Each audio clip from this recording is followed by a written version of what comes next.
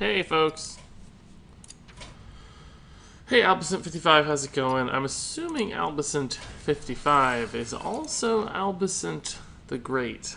You're going to have to confirm that. Whether or not that may or may not be the case. Oh, man. Morning hair. Do something with it, right? Just throw it up and hope for the best. Hey, it's Kinder. Oh, Albacent55 is not Albacent the Great. Oh, interesting. Two Albacents. Nice. Hey, Alsaline, how's it going? Yep, good morning, good morning. Ajax. Man, Ajax. Here for the night streams and here for the morning streams. True dedication. Hey, Caleb, Moritz, Static, The Vegan, Velchico, Jogven, Humongous, Hampus, Abowie, Wanana, Olsen. Man. Wanana Pants says, OMG, I actually got into a stream at the start. Congrats. Lucas Haynes is about to take an exam. Wish me luck. Good luck, dude. I haven't had to take an exam in a very, very, very long time, but can remember that world, that life.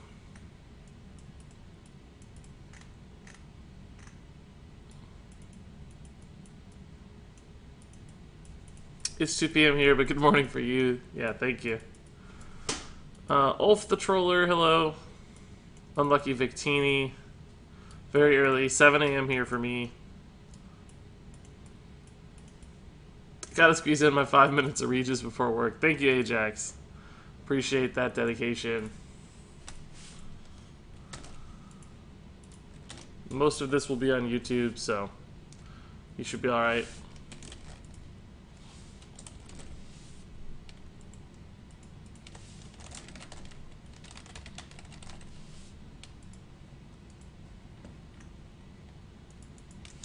I'll update the stream title here a little bit.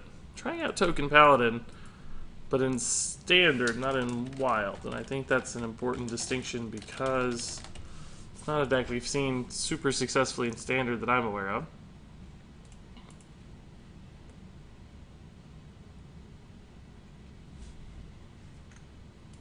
Aha! Hey, Clexerino, thanks for the follow. I said thank, I think. Thanks for the follow. A lonely guy on Twitch says, Regis, I think your blessings are finally working. Good to know. For my pack from the Tavern Brawl, I got a golden Tyrion. It's just a shame about the state of Paladin. You think Paladin's in a bad spot? Certainly lost a little luster since the launch of Ungro, but I think we can do alright. Little B-Pack says, wow, I get to watch your stream on the way to work. That's nice. I hope you're not driving on the way to work. I hope it's like you're taking the train and able to watch my stream. I don't want you to get a wreck watching Regis. That would be the worst thing. Yeah, Token Paladin is a great deck in Wild. We'll see if it can be a decent deck in Standard, too. That's the goal. Hey, tomorrow for sure. Hey, James Lee and Jason Lee. Can you do work for me today and I'll play Hearthstone? Aha! I gotta work today, too. Just a little Hearthstone first. Actually, I have quite a bit to get done today, but... Caleb Escobedo says, I'm in a 9-2 Paladin Arena run. Wish me luck for 12 wins. Definitely, man. Go get it. You got this. Is there a normal gold amount you should save up before an expansion? I don't know if it's normal, and I don't know that gold is really the metric. It might actually just be Arcane Dust. I like to have about 20k Arcane Dust based on how many packs I buy, and I buy more packs than the average person, I think. So, I usually have 1,000 or 2,000 gold as well at that point. But I don't know that I'm normal by any stretch of the imagination. I suspect I'm actually kind of ahead of the curve based on how much I spend and play Hearthstone. So, less than that probably, but that's how much I feel like I need to complete an expansion. Like, I could complete a girl right now if I needed to, but I don't have every card and don't really need every card at the exact moment right now, so. Did you ever use the new deck copying mechanic? Yeah, I do use it, but not Not consistently enough, honestly, probably. Like, I think I actually have a deck command in Twitch that I don't utilize very well. But I certainly do know how, and think it's awesome.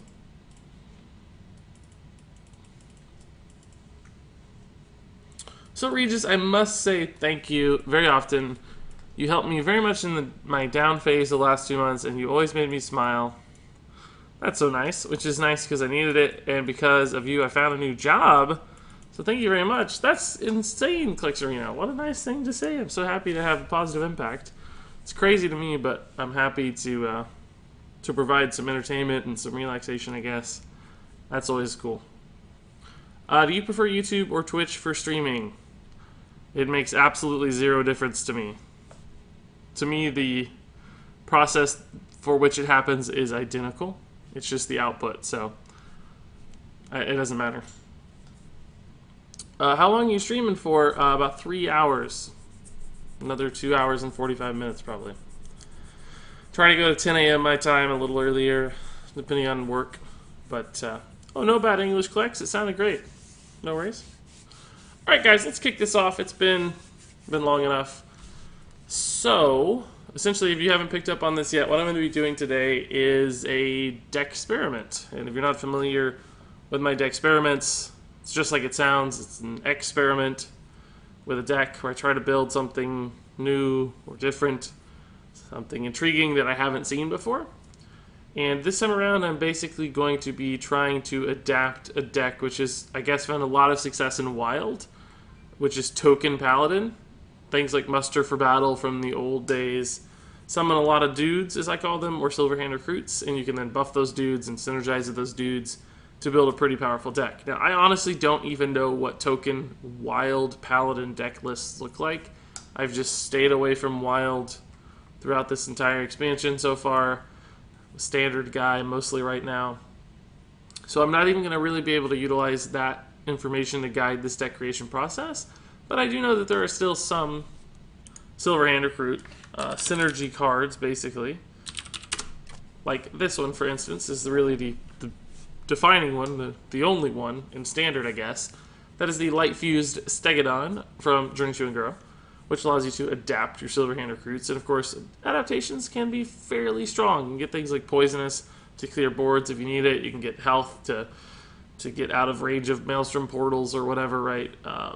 You can just do things with Light Fused Stegodon if you have a lot of guys on the board, a lot of dudes on the board. So I think you can build a pretty aggressive deck that utilizes buffs and buff synergy cards with Silverhand Recruits and just strong Paladin cards to build a pretty interesting deck. So that's exactly what we're going to try to do to see if we can make it work. So clearly, Light Fused Stegodon is going to be first in the list. From there, I have almost zero idea what's going to be next, which is always fun for a deck experiment, right? Like, oops, that's a typo, obviously. That's kind of how it should be. We're trying to figure this out on the go. But you can see here there are 3 more kind of Silverhand Recruit generating cards, which I think we'll need if we do want to use the Light Fused Stegodon. This might be a little too obvious as far as, you know, just summon all these things. But we'll see. I mean, I think they fit. Lost in the Jungle almost for sure, because it's quicker. Stand Against Darkness makes me a little bit nervous. It's a big commitment for things that die really easily to AoE. So we may end up cutting this. Vine Cleaver's less of a commitment, right? Because you're getting the weapon. The Silverhand Recruits feel sort of like a bonus. Lost in the Jungle is so cheap that you don't feel like you've wasted a lot if your opponent answers it. I mean, our hero power also, of course, is going to be generating these dudes. So we don't have to have necessarily all of these cards all of the time, I think. But really from here, I have almost zero idea where to go. I think equality makes a lot of sense because if you have a lot of dudes, then you have a lot of 1 health minions. Equality doesn't punish you, but it enables you to trade into your opponent's board. That said, I don't know how much of a control versus mid-range versus aggressive deck we're going to be. With the card like Vine Cleaver and Standing Against Darkness, these don't feel like aggro cards to me. These feel more like mid-range cards to me. So I think maybe this is more of a mid-range deck than an aggro deck. And I think a card like Steward of Darkshire makes a lot of sense in this list. It's a good mid-range card too. But of course, just giving all of our dudes Divine Shield is pretty cool. I think Consecration makes sense in all mid-range Paladin decks. I think Blessing of Kings makes sense just because it's a good buff card. I think I like True Silvers just because it's a great mid-range weapon. Sunkeeper is a definite card on this list to be able to buff our dudes. I think it's going to go a long way. I think Spike Red Steed is good for mid-range decks too. I think you have to throw in a Tyrion if you're running a mid-range Paladin. So far, all of these choices have felt kind of obvious, although not particularly surprising or smart or unique, which is a little worrying. One concern right now is our curve. We have a lot of 4-drops, but not much to do with them. I think maybe we have to take off a Blessing of Kings, but we really need neutral cards. I think this is where I'm going to need help, guys, as far as the neutral card side of things is concerned. What minions synergize here with summoning a lot of 1/1s? Having trouble thinking. I mean, cards like Direwolf Alpha make sense because they buff the attack value of your tokens, and it's, you know, an early curved minion. Things like Knife Juggler make sense too. I'm not saying those cards are going to for sure be in the list, just that I'm identifying them and they make sense. I mean, Acolyte of Pain is a Paladin card a lot of the time, but that's usually in more control environments, although I do think we need some card draw. We have a fairly low to mid-curve deck, so we might need a little bit of card draw. Other 1 health stuff could make sense too because of our Steward of Darkshire. I don't know how much we want to rely on that. Cards like Shattered Sun Cleric are the old school ways. Oh, we have to run Stonehill Defenders in Paladin. It's just too good of a card. Like, you can't not run Stonehill Defender in Paladin these days. It's just insane. Defender of Argus is a card that kind of makes sense here, but it's a 4-drop and we have a lot of those. Oh, a Cult Master could be cool. Maybe we could cut like this, run a Cult Master. Let's actually check in with chat and see what you guys have to say. I've been focusing a little more on the deck process than chat, so forgive me, but I do like to kind of hone in there, put my thoughts out, and then let you guys react to them. Albuson's got to head out. See you, man. Hey, Regis, I tried growing a beard like yours, but I had to shave it off because it made me itch. While I had it, though, my pack openings were insane. Every pack purchase had at least 2 legendaries and several epics. Even when I only bought 5 packs, it had 1 legendary and 3 epics. That's a good story. That makes sense to me. The beards provide you with the pack power. Joke T23 says, hey Regis, I didn't get the stream notification. What's going on? This is Destiny Lord, by the way. Changed the name. Hey Destiny Lord, welcome back. I don't know how the notification stuff works. Some people complain about that all the time, but I think if you check the follow button, it might give you some tools. Clixarino says, can you say hi to my dad? I know that he's watching the stream right now. Sure. Hey, Clixarino, Paparino.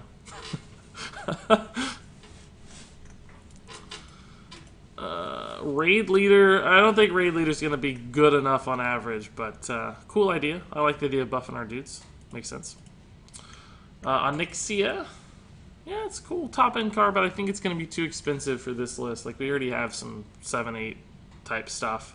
I think a 9-drop might put us a little too risky as far as not getting the early and mid-game we need. Hey, tomorrow for sure. How's it going?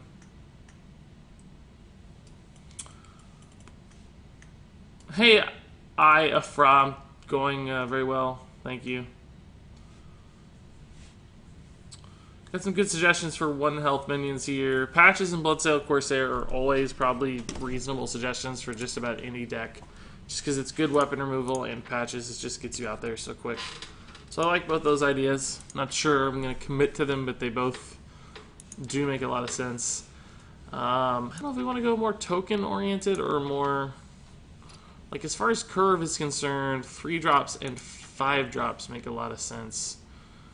This could be a deck that just runs like Frostful Forlord, right? Like Sea Giants actually could work in this deck. Nesting Rock. Those kinds of cards that work really well with multiple minions. Like, you know, does the Sea Giant make sense here, guys? Like, are we going to be trading in dudes too often, though? I think we might just be trading in dudes too often for Sea Giant to work. I think I like the idea of more dudes, not dude synergy stuff, because right now, like, we don't have a great anti-aggro presence. I think we need more ways to stop aggression. You know, Egg Knapper's not the worst idea, just because of Steward and Knife Juggler and stuff, but it's just late game we don't have a lot of ways to work with it. Imp Master's kind of intriguing too, because it just trades into so much. Oh, honestly, Firefly is, although not a one health minion, which is so good that it could work in this deck. It's great with Direwolf, it's great with Knife Juggler. It's fine with Cult Masters. But I do like Patches and the other dudes a lot too.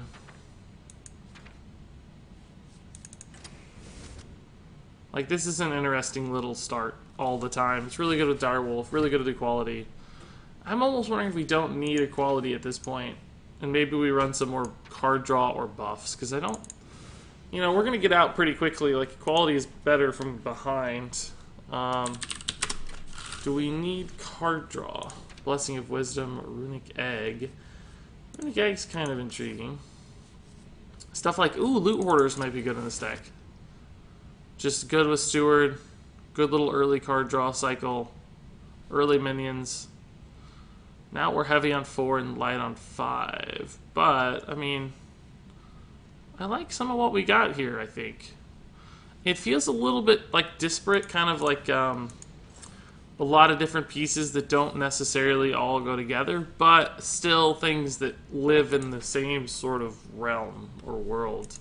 And cards that are trying to accomplish the same kinds of things. So, you know, in other words, not every card synergizes with every other card, but there are little clumps of cards in this deck that work together, and the overall game plan kind of fits together, right? Like, just play a bunch of dudes. After they kill those, reload with a bunch more dudes, eventually land really big Stegodon plays or Sunkeeper plays, and then if they just keep answering, you eventually can win the game with like Vinecleaver and Tyrion.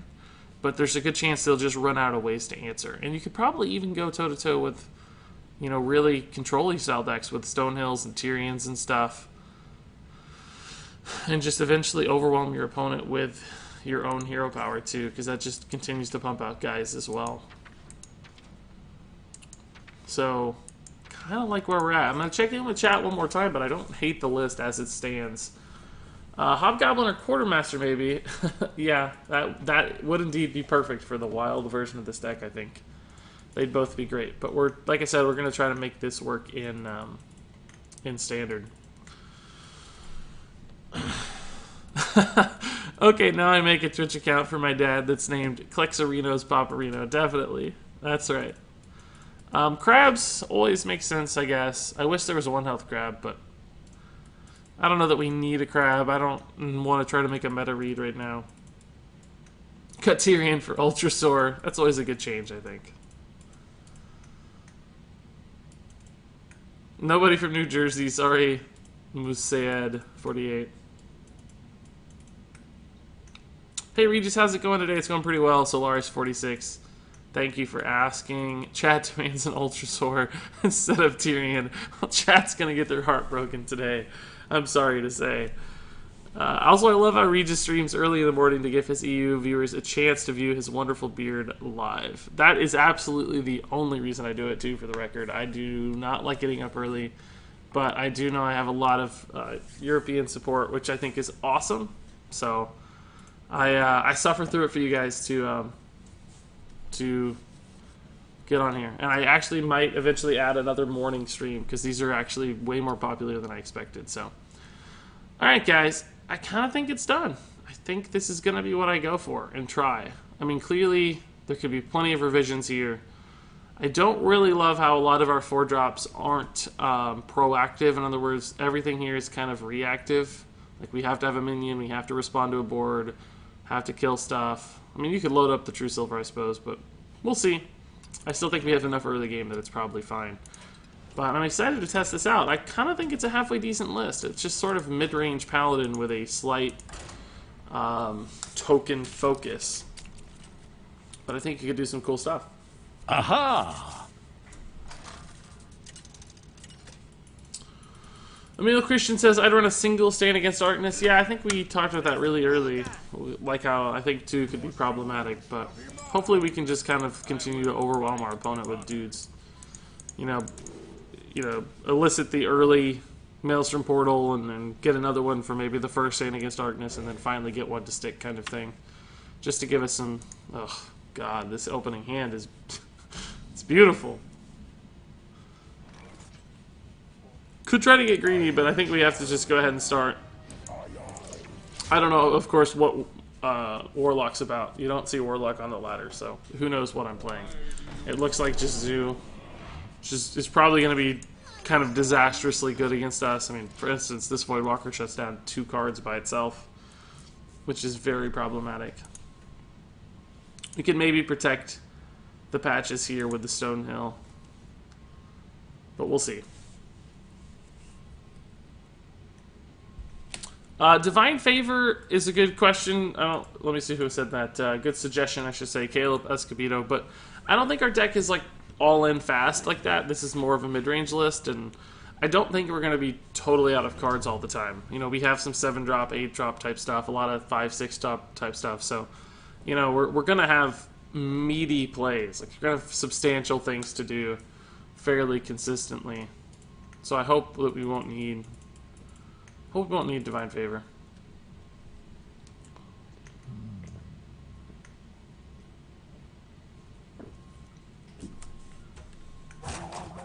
You're not going to find a lot of New Jersey folks on the early morning stream, Musea, just because it's super early in the morning for New Jersey people. I mean... There's a halfway decent chance this Steward actually survives. I know that we're not going to get any value off of it, but it's a threat that he might have to trade these minions into. And as we make this trade, he probably won't have enough. Ooh, that's a really good turn 4, though. I still think I want to stick this, just because I think I can kill some valuable stuff. He can probably kill it with like a Direwolf Alpha. A Direwolf Alpha trade kind of play. But I'm scared to leave these out there. It's just how greedy do I want to get? Because if I just play this, you know, he's going to... I guess this does line up a pretty good Consecration, though. Because he'll probably send both those in to put him at 2 health. So I can either Consecration or Steward of Darkshire. Sure. That's a pretty good card. I think we can work with that. Ziv231 says... I'm roughly new to the game, don't have many cards, but your budget decks really help. I reached rank 11 with your mid-range budget hunter. So thanks for those vids. Keep posting it. Appreciate it, Ziv. I'm happy to get you started.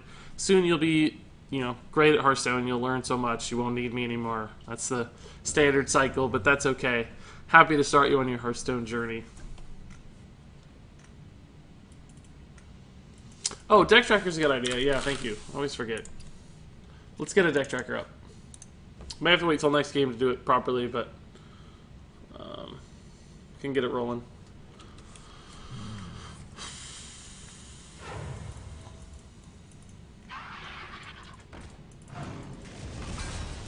Do you upload the experiment on YouTube? Yeah, I will. Oh, boy. What? That's big. I think I gotta kill that, honestly. I don't think I can leave that around too long. A fairly efficient way to kill it. It sucks that I take 8 damage, but... That's not the right deck. Oh, you guys can't see that yet, but the deck tracker pulled up a deck that is absolutely not the right deck. Let's get the deck tracker running here.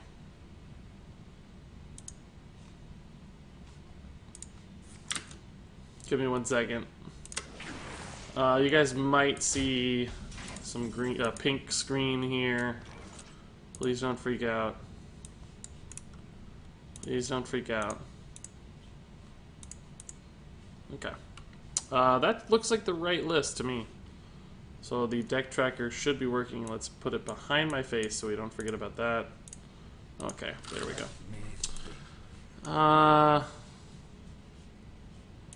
Yeah, I guess this is fairly good. I don't like leaving this alive, though, is the thing. And I'm not actually that intimidated by these. Part of me just wants to trade here and play the Steward into the Lost in the Jungle. I think he'll send 3 of those into the Steward. but I'll get, 2 Argent Squires, basically. And I can follow up the Argent Squires with the Sunkeeper, so I know we kind of lose, like, the super combo potential here, but I think we bait ourselves into a pretty good play, nonetheless. And I really am scared of this Malchezaar Semp. Like, if he hits a Doomguard right, and he gets to draw enough cards off of it, I think it's going to cost us the game. Like, we do need him to be life tapping every turn to get his resources, not just getting free cards. Oh my god, just get really greedy and go face and let me consecrate your giant board of stuff. That would be the dream. So that's pretty much exactly what we expected. We might consecrate anyway, depending on how this looks. Is he going to go face or trade in or what? Because Consecration Direwolf's a fairly good play. Just got better. I think we'll go ahead and trade Consecration Direwolf. I know that there is a chance he plays more junk, but this is a pretty good play nonetheless. And this combo is insane against Zoo. In fact, we actually have too many minions. We need to trade some first, but pink screen returns. Insert freak out here. You guys got it. You guys are my bros. Since when do you stream at this time, you wild man? You. I'm glad I caught the notification. Since 2 weeks ago, actually. Well, maybe just 1 week, but it's on my schedule, guys. If you care about that sort of thing at all, I do have. Aha! Well, I guess this is a pretty good play. It's not like the greediest play ever, but yeah, you can get super greedy Sunkeepers, but this clears the board and gives me 2 3/3s, so fairly powerful play. Or not 2 3/3s, but a Sunkeeper and a 3/3, I should say. But yeah, I have a schedule, guys. You can check below my face. There's a link that'll say like view my schedule. And I made a really nice calendar. It tells you my regular stream times, and then surely this is gonna hit huge, right? Like, we're actually gonna lose a dude. We're not gonna get every dude here, but we have a very good chance to kill one of these for free. We could also just like Consecration and then juggle in order and just hammer him. I think this might actually just be better. We're going to be so far ahead that we might just kill him next turn. 6, 8, 10. Yeah, Stand Against Darkness is 3 damage right now. Probably more because we'll be able to trade in the loot order. I think we're just in a good spot. But anyway, stream schedule. Really nice calendar. It has both my regular stream time, like daily, and then bonus streams as well. As much as I can plan that stuff ahead, it's got everything, including the times I play and what games I anticipate playing, because I do sometimes now play non-Hearthstone games as well. But try to make it convenient for you guys to follow along. And there's even in the schedule, in the calendar, you'll see a converter for time zones. So everything's in my default time zone, but I link you to a converter so you can easily find what time zone that is for you, so on and so forth. That was a good game, guys. It's a really good game, wasn't it? Like, that felt good. I think we keep juggles. We might get greedy here and like juggle into Bloodsail Corsair, but that game felt really good. Games don't feel much better than that. I mean, we beat Zoo. Who knows if that's an accomplishment or not. Maybe not. Theory Zog says, I would still add a tad bit more card draw, maybe a second Cult Master. We'll see. I still think our curve is, like, we have some late game cards here, guys. Like, I guess we don't need to get greedy with the juggles. We'll just get the junk out. I don't think we're going to run out of cards. It's possible, don't get me wrong, but we do have double Loot Hoarder. Stonehill creates cards. Cult Master for the occasional really big card draw, and then just a fairly sizable curve to finish things off. Aha! Okay, we can work with this. There's a good chance here that our Bloodsail dies, but we'll play the juggle first, and then it might take the hit from the Fiery Bat which means that the Bloodsail here could indeed live. So we want the thing to hit face or knife juggles. Perfect. I think this should, you know, be difficult for a hunter. I wish we had a Lost in the Jungle right now, or just any kind of minion. We don't have a play. Like, we're gonna hero power. Still think it's right to play the... Oh, God, no. I wish it had died. Aw. That's a big play. Ugh, this hand, too, is garbage. That needs to hit the minion. Cool. Still gonna ignore it for now. He'll trade in, and then we can trade back. Maybe we have to adapt it. That's not the best adapt, granted, but we may not have a choice. Depends on what we draw. If it's the only playable card we have, Aha! we might have to just go for it. Fieri Zog also says, by the way, I really adore your videos. You're, in my opinion, by far the best Hearthstone streamer and content creator on the web. I appreciate it, dude. Thank you so much. I hope I'm saying your name right, by the way. I'm not sure that I am. God, I guess I have to just hero power here, since he cleared my board, and I don't even have a dude. Although, man, I mean, I think we have to play this as a 3-4. Houndmaster beats it pretty bad, but at least that lines up to Stand Against Darkness to trade into it eventually. And, you know, like, clearly there's a great combo happening here. Like, if we can hit that, it's insane, but we don't know that that's going to happen. Plus, we already have a really good 5 into 6 into 6. So I think I'm just going to play this for tempo, basically. I'm just really worried about falling behind to Hunter, who's really good at capitalizing on boards already. Aha! So we're going to have to just do it and see. Might be a mistake, who knows? But this is the first time this deck has ever been played, so how could I know what we need to do very effectively? There's the Houndmaster we were worried about. Let's see if he just trades or goes face here. I think I'm happy that he's trading. As long as we dodge this other Unleash the Hounds, right? As long as we dodge and Unleash the Hounds, I think we'll be good to go. We could have Consecration, but it doesn't really do much, right? Like, he won't want to make these trades, so there's a chance that a Consecration next turn actually lines up even better. Second Unleash the Hounds clearly destroys us. Looks like the Consecration thing is going to line up pretty nicely. You know he's going to go face for 9. He's never going to make that trade. So we'll get to clear the board and play another dude. But our health total is a very real concern right now. Stoneill's good, because that'll give us taunts to stabilize some. These Consecrations have been clutch today.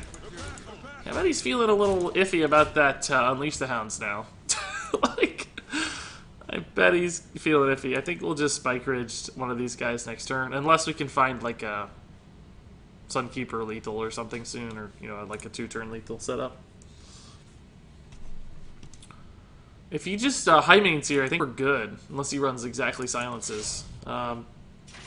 That's scary that he's going to get to do 5 right away, just because he's putting us in range already, but at least we'll be able to shut out the second half, it looks like.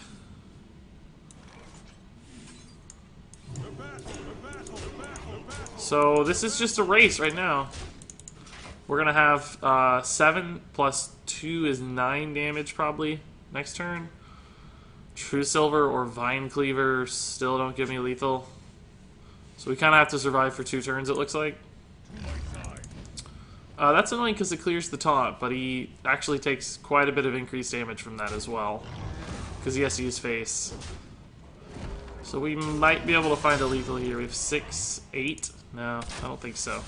We don't have enough mana to play everything. So there's a chance we're just dead here to shenanigans, right? To like kill command, beast kind of stuff. He could very easily play a beast, kill command, and hero power. And we don't actually have any heal in this deck, just defensive cards. So we'll see. I mean, clearly, he's either, one of us is either dead or, one of us is dead. He's dead or I'm dead. There's no in between here. We might just be 1 turn off, basically. Sunkeeper would have won us the game, clearly. But, I think that was probably our only lethal draw. Stegodon probably could have been a lethal draw, too. Oh, sweet, guys. He didn't have it. We pushed and he didn't have it. That's great. Regis Kelvin is the most normal Hearthstone YouTuber, he doesn't buy like 2,000 packs. That's true. 150 at once is usually my max. I think I might buy 200 for the next expansion, but we'll see. Adam Gala says, "Hey, streaming at the morning. I have lunch just 10 minutes before in Europe. Well, thanks for swinging by with the little time you have. Much appreciated. I'm watching from Germany. Live in Japan. Man, this is like truly the international stream, guys. It's awesome." Regis doesn't have a sub button. Yeah, that's exactly right. I don't yet have a sub button TSH. I haven't applied for a sub button yet, but I also don't know that I want to just yet. Because I don't know that the numbers, like, you know, they care a lot about how your numbers and trajectory of numbers and stuff are going. My followers are going up pretty consistently because people are moving over from YouTube. But I do not think that my concurrent viewer numbers are high enough yet. Like, they're kind of slowly creeping up a little bit over time, but they're still, like, my night streams don't actually get nearly as many people as these morning streams. If I had more of these morning streams, I think I'd be better off. Because, you know, there's 56 people watching on Twitch right now, but when I stream on nighttime, local to me, I only get, like, this kind of sucks. I think we just have to hero power and eat these trades. I only get, like, 30 people. So, man, Switzerland, Slovakia, Belgium, Australia, Germany. It's crazy. Sweden, Lebanon. Man, I think that's awesome. I don't know why it seems to me, I don't know if this is accurate or not, but it seems that I do very well among European people, and I don't know why that may or may not be. A lot of you international folks seem to enjoy my personality or streams or videos or something. Maybe it's... Maybe Americans are a little too brash, and they like the cool guys who cuss more and, like, more aggressive attitudes. Who knows? Maybe that's the difference. But Anna I Crust 6969, Krovig, Rock Snubs, Jojo Waka, Negros 1125. Same idea. Next Neb, Sod, Jeremy Pascal. Man, I've missed a lot of follows. I'm sorry, guys. And Ryzenor, thank you guys all for the follows. Much appreciated. All right, so this looks okay. God, if this sticks, we're gonna have a crazy board of 1/1s here. In fact, we don't even have enough space. I need to hit like a... Man, we're going to waste 2 of these, but I might still do it. I would expect to see this thing like Shadowward Paint. Although he probably would have done that last turn.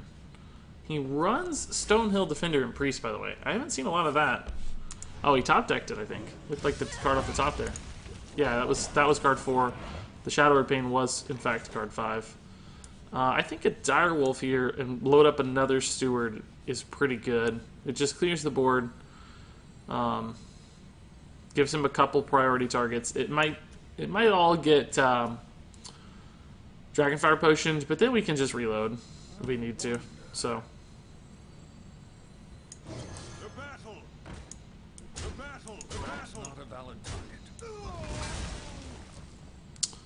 Do we want to play this or not? It's good against Holy Nova, bad against Dragonfire Potion. Like, we could just play another dude here and go, like, the Spike Ridge route and save this as sort of a backup plan. Because we do also have the Tyrion. Yeah, I'm actually going to play it a little bit slower, I think, guys. Like, this might be enough of a board for him to waste his AoE on. This jungle hides Instead, we just see Elise. We can kill that again, I guess. Spike Ridged here, we'll put it at 4. Trade in a little one. Yeah, we can do the damage to the Spike Ridge. It'll go down to 2 health, though, which is really bad against... I guess it doesn't matter. We kind of have to get the math right anyway. To keep the most amount of stuff alive here.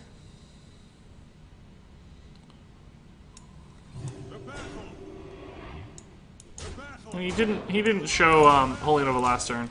Or board clear last turn. Regis, any advice for a good, cheap Shaman deck? If you Google Regis, Kilbin, budget elemental Shaman, I think you'll find a pretty good one. I made it. It'll be fine for you. I think you should do what you're looking for. Aha! That's a 7 mana play here. Yeah, I think we'll probably just continue to kill that and Aha! go face a little bit. The battle! The battle!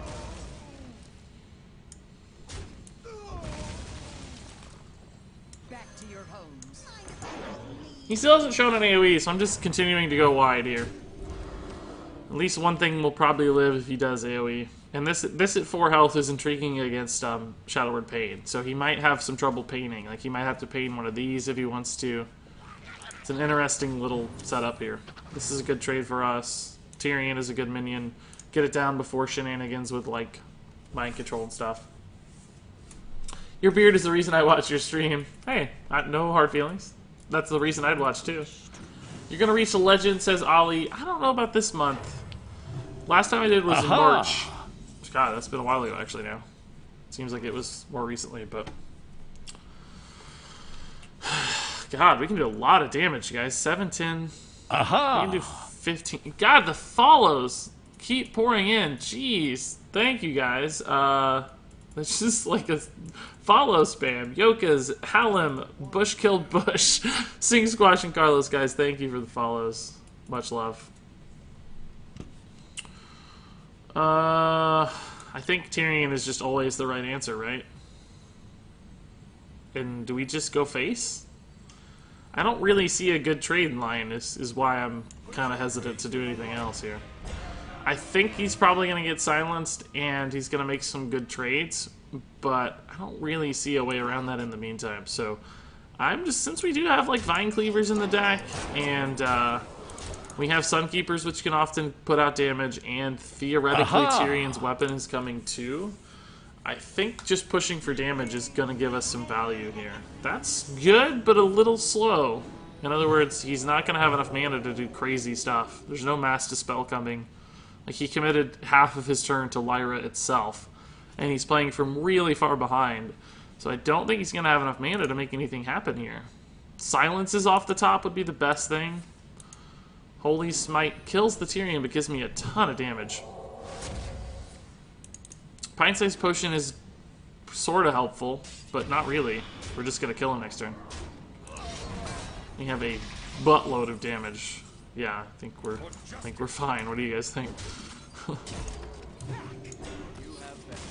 Wow, guys, we're 3-0 so far. 3-0 so far.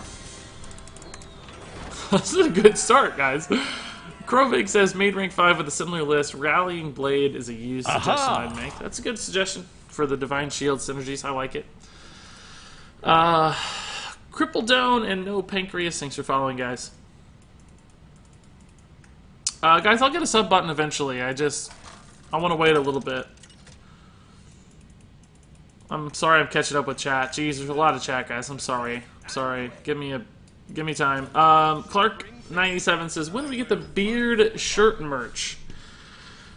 Well, that's a good question. What do you guys think about that? Be honest with me here. If I did have shirts available and they did feature a beard, and say it was already designed and I already had one, and I sometimes wear it on stream and people don't even know, because I'm testing out shirts, would you guys buy those? If I had shirts, if they were like, I wouldn't make them too expensive, but like $15 or so. Some of that just depends on, I think we'll just get started here so we don't draw patches. Some of that depends on the shirt provider, because I've been testing people to print shirts, and I'm just not super happy with the quality of shirts I've tested so far. But I'm curious what you guys think. If you'd buy a shirt. Or if you think I'm too small to sell shirts. Ryzenor, who just followed earlier, says, Regis, I've been watching you for a while now, and I have the worst luck. Your vids always make me happy because I can see some legends drop. That's fine. One legend in 60 packs. That sucks, Ryzenor. You need to hang around. My good luck will rub off on you, I promise. MX Galley 41 says, Regis, what's your best legendary rank? Like low 200s, so like 225 or something. Somewhere around there. We'll just stay on curve here. Like, we could have played the jungle, right? But we can do that and hero power on 3 and Stegadon on 4. Hopefully this stuff lives and we get some kind of crazy first time Stegadon play. We haven't done that yet. Doesn't look like that's going to be the case, though. But at the end of the day, is that, like, really your best Potion of Madness? Not too sad about that Potion of Madness. Just more is coming. We can still hit a good second on here. 3 guys is still pretty insane.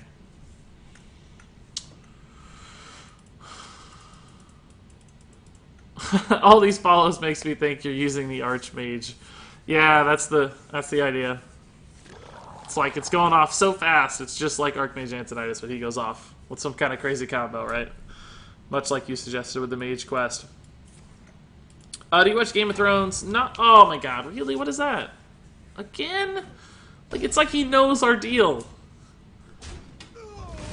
It's like, do you really know our deal already, man? I think we gotta wait on this now. I don't think it's that good anymore. This is really intimidating, but we can just blessing the Silver-Hand Recruit here. It could get silenced, but we have a lot of silenced targets. We don't have Cult Master value yet. We can do a 1-turn combo next turn. I think we'll just get these stats out. The real question here is, and I don't know the answer, is do we trade or do we go face? I mean, a lot of people wouldn't want to make that trade, but these things do need to die, because as soon as he hits the combo, we're screwed. But I think since we have a lot of damage in this deck, particularly even in hand, we're going to go ahead and go. Plus, we might hit like Divine Shield and want to trade that way next time. But it looks like he has the Purify. The question is, does he have a way to get it high enough, or just silence? That's fine too.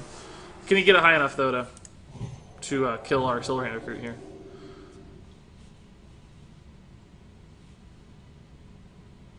Because we do not have a good answer for that. Like, we don't have Aldor Peacekeepers in this deck. We have some taunts we can sort of just stall it out with, which is nice, but... Oh, actually, Sunkeeper's a great answer to that, but we don't have him, so... Nor do we have the mana for him. If it's your face on the shirt, you should definitely wear it on the stream. It is, in fact, my face on the shirt. I should, Spreadshirt does good ones. I don't know if I looked at Spreadshirt yet. Actually, I think I do have that one bookmarked.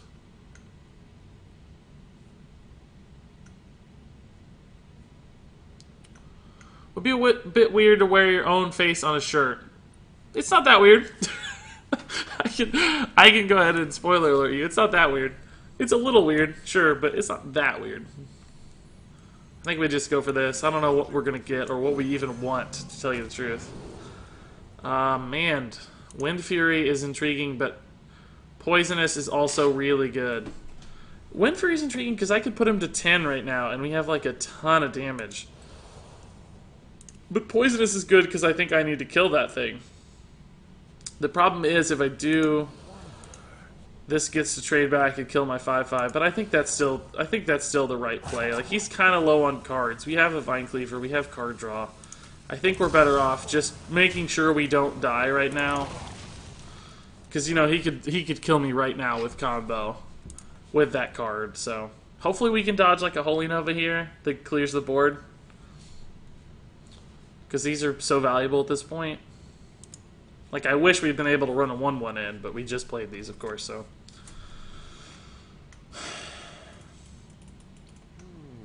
Hey, Regis, what rank do you think you can get with Quest Hunter? Oh, man, I don't know. Not very high. I think it'd be tough.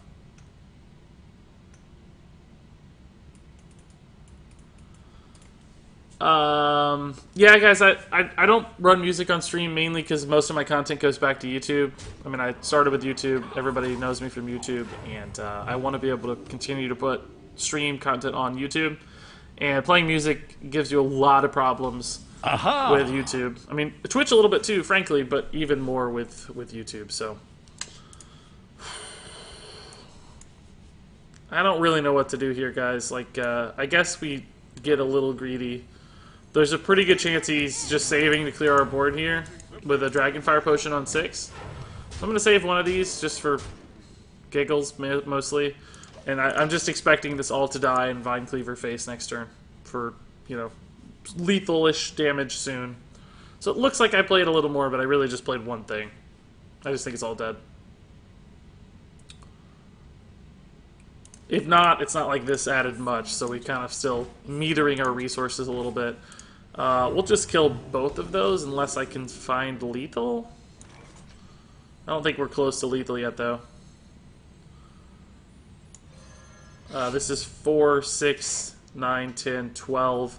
We're not going to have enough. So I'm just going to kill these to maximize my damage output here from the knife juggler damage, right? Otherwise, one might have hit those, and the trades got weird. And let's just get value off the poisonous before he clears it. There's no reason to get fancy with shenanigans and stuff, because we're just really close to killing him.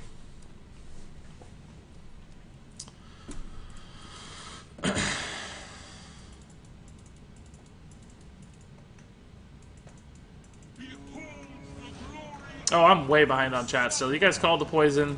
Good job. Thank you for the help.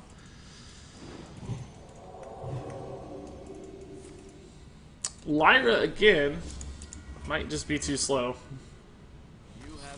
Yep. Man, guys, did we make a good deck? Did I actually make a good deck on an experiment? Is this the first time ever? Not the first time ever, but it's really working so far. This is going well. I think we're 4-0, aren't we? Would you rather be 4 feet or 7 feet? Well, obviously 7 feet. I mean, geez. I'm already like 6'3". It's tall enough. It's nice. Girls dig tall guys. Advantages reaching stuff. I mean, 7 feet is going to be inconvenient because planes are already pretty cramped for me. Cars are cramped for me. But the height is just too advantageous. Plus, I'd be playing basketball. I mean, I played basketball already at my current height in high school.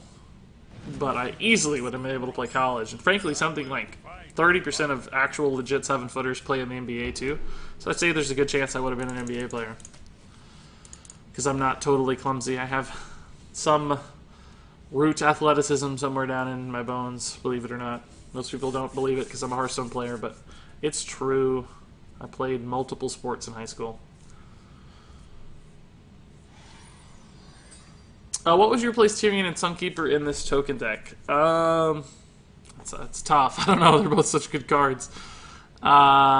We tossed around like another Cold Master would work fine. Rallying Blade was a good card suggestion. You'd have to play probably a tad more aggressively. This is not going to be what we need to beat Quest Rogue, I don't think. We're not getting off to a fast enough start here. It's going to be real tough to win.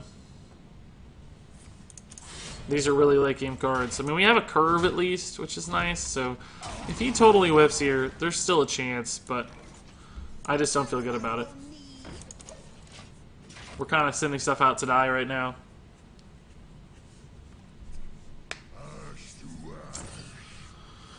Would you rather kill yourself or watch all Little Pony episodes? My Little Pony, no question. I'm too awesome of a person. Like, the world would be a worse place without me. Oh boy, Tyrion's pretty good. Still though, I mean, we're just not getting off to fast enough starts here. Like, I hope we hit a Stegodon or something this turn. Maybe Lost in the Jungle Stegodon it.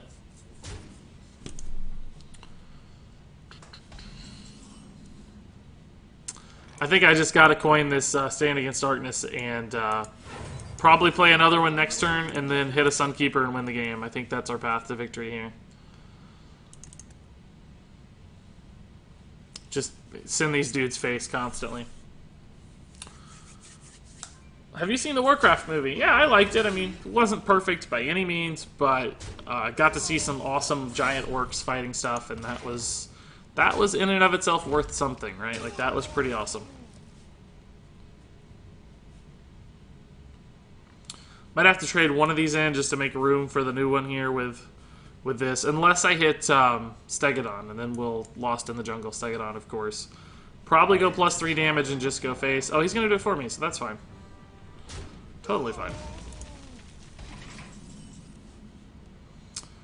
Consecration's kind of enticing, but I don't really need those to die, because if I do, then I give him the quest. So, frankly, I'm a little happier if they die, if they survive. So, I think we'll probably end up with 4 of these left. We Sunkeeper into 12 damage. I don't know, we're close.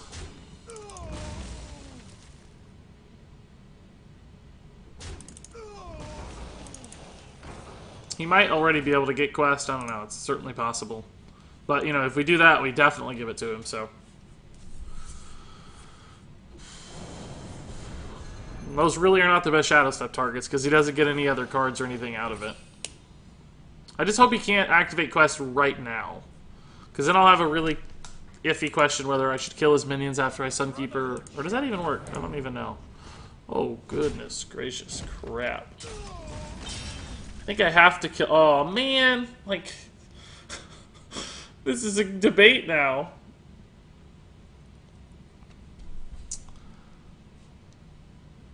Because, honestly, Consecration... we can't do both, but Consecration's good. Stegadon is insane with Lost in the Jungle, but... Do we just ignore the Edwin? Do we just Lost in the Jungle? No, yeah, we can Lost in the Jungle, Stegadon. I think we do, don't we?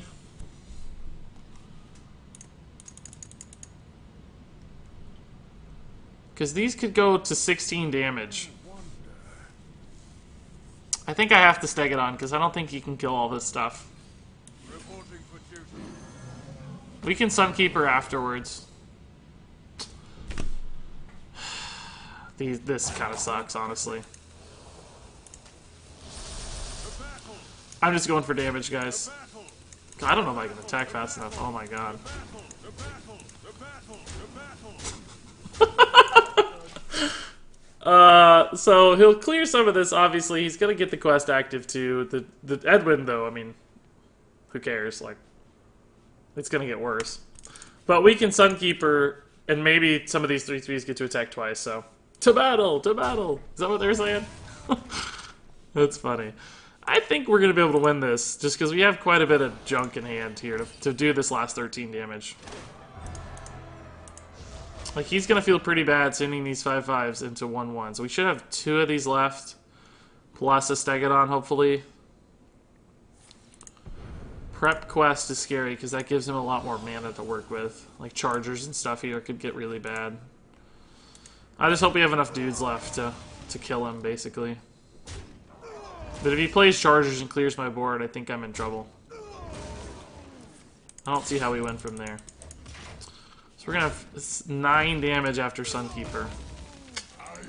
Never mind, even less than that. Oh god, this is bad, guys.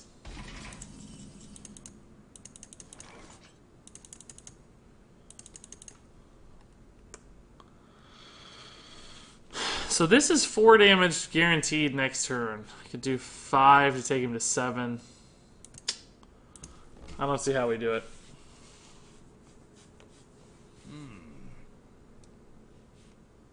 I don't see how we get there. Sunkeeper doesn't really help much. It kind of keeps me alive a little bit. But so does this, theoretically. Double Consecration would kill a lot of this stuff off, but... I don't know, guys. I don't know what to do.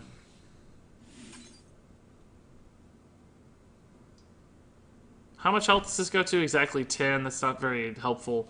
7 actually here is just as helpful. Maybe we just put it here, but then we lose the instant damage, which I don't think is good. I think I have to do that damage and hope. I don't see how I win. See ya, Tingus the Friendly Fish. Thanks for stopping by. Yeah, I should have attacked with the Edwin first to bring it back to 5/5, I think. I think we're dead, but I think that was the best play with what we had available. Regis, you think Budget Hunter can get me to high rank? Yeah, it can get you pretty high. Use your face, dude. If he uses his face and doesn't clear my minion, we have lethal. That's actually not bad either, though, because we can kind of just double consecrate to clear the board right now. I mean, he might play more that doesn't die, but it does actually... Ah, crap. That's annoying. Because he's going to freeze me.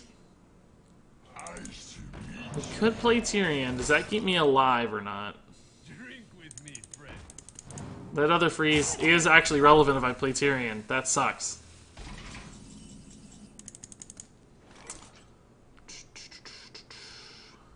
So if I play Tyrion, he theoretically has to use 3 of these to get through Tyrion. That leaves him with 10 damage, 11 damage, puts me to 14. I have the weapon, but we know he has another Glacial Shard, so the weapon doesn't give me any instant damage. That doesn't help. It'd take me basically 2 turns to get back to the weapon. If he hadn't played that second Glacial Shard, I probably would be playing Tyrion here. But since he did, I don't know that I can. I think my best line is to just Consecration. Double Consecration right now. Bait out that other Glacial Shard. and then play Tyrion the following turn. I'll take 11 damage. The Tyrion will protect me from quite a bit. If he doesn't freeze my face, for some reason, Vine Cleaver isn't out. That's probably the only direct damage out, though, in the deck, so... I don't know. We need 3 damage, right? Like, 3 damage is what we need. I don't know if this is good or not, but... It's just that Glacial Shard is very problematic. Otherwise, Tyrion would have been the play. Regis streaming not in the middle of the night. That's right. Thanks, Henrik. Glad it's working out for you. Happy to appease my European overlords.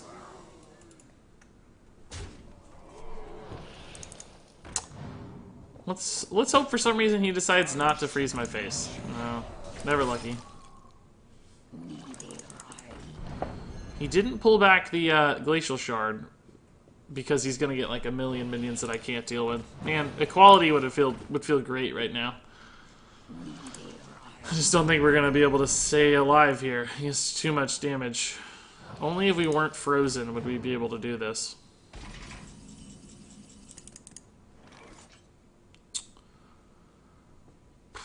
I don't see it, guys. I don't see an out here. Tyrion, we're just dead.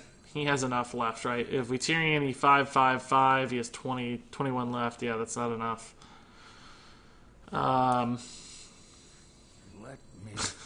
If we had a Stand Against Darkness, this would be a good potential out. I think Sunkeeper might be an out. Does Sunkeeper work against this? I don't even know. I don't play Quest Rogue, so I never see this interaction. And I think I'd actually Stonehill afterwards. Because I think I'd rather this have 4 health, just because if everything else has 3, then 4 theoretically denies some additional damage. I still don't think this is enough, though, because it's 21. It might be. I don't even know if this works. Does it work, guys? I don't even know. It does work. Okay, cool.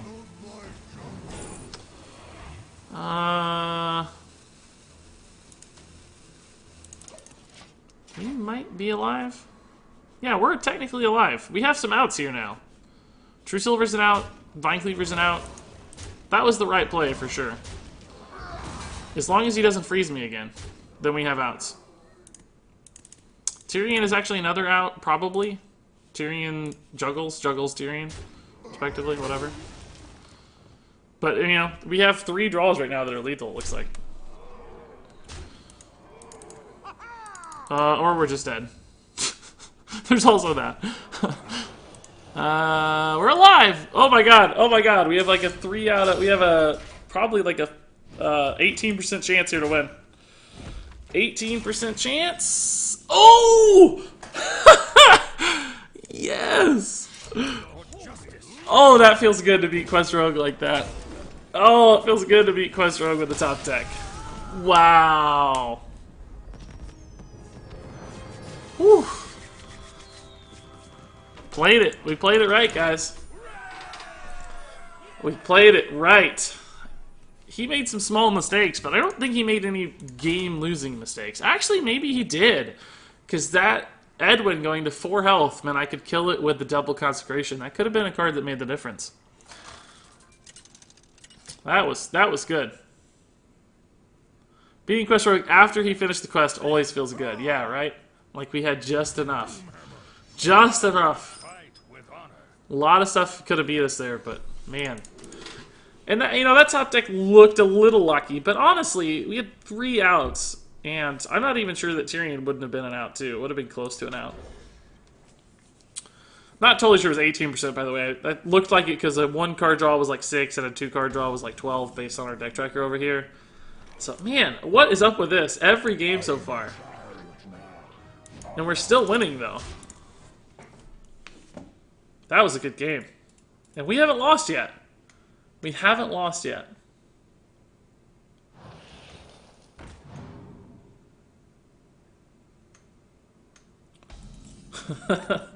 Ollie says WTF. Lou says esports. Yep. But we did put ourselves in that position to win, right? Like, that's always something, too. That sucks. That's such a perfect answer for this. Like, the 2 damage, cool, I guess. But we don't get to do much against the Firefly here. This is an awkward hand, too. Really awkward.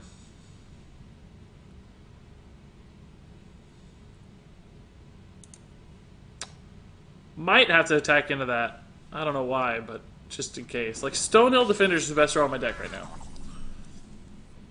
Flying Cleaver is not the best draw on the deck. I kind of just want the opportunity to put this down to 1 health in case we hit, like, a Consecration, maybe a trade against a Stonehill, a trade against some dudes eventually. Like, I just want to put this thing in a position where I can kill it. Because right now, I don't have any good way to kill it, right? Like, I know that after we do this, he's going to send both these. So we're not going to get to kill it now, but I'm basically banking that damage to kill it later. Like, Knife Juggle hit. Maybe I get a Lost in the Jungle and put a bunch of dudes out. The eventual Stand Against Darkness, that kind of stuff. Like, I just want that to have taken damage.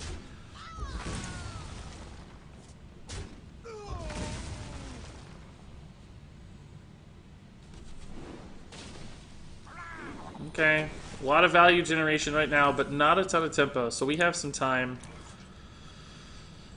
to catch up here. Man, this is awkward mana. Like, part of me just wants to do this again, right? It's all out of order, granted, but it trades so well into the board. I guess getting 3 of these out's not bad either. We might bait the Maelstrom Portal, and then we can play Stand Against Darkness next turn. Maelstrom Portal, clearly a destructive card against our deck. This is going to be a tough game to win. I mean, Evolve stuff is not as good. Pretty good against, like, Tyrion, but not that great against Silverhand Recruits because they just turn into Wisps. So it's like, oh, okay, cool.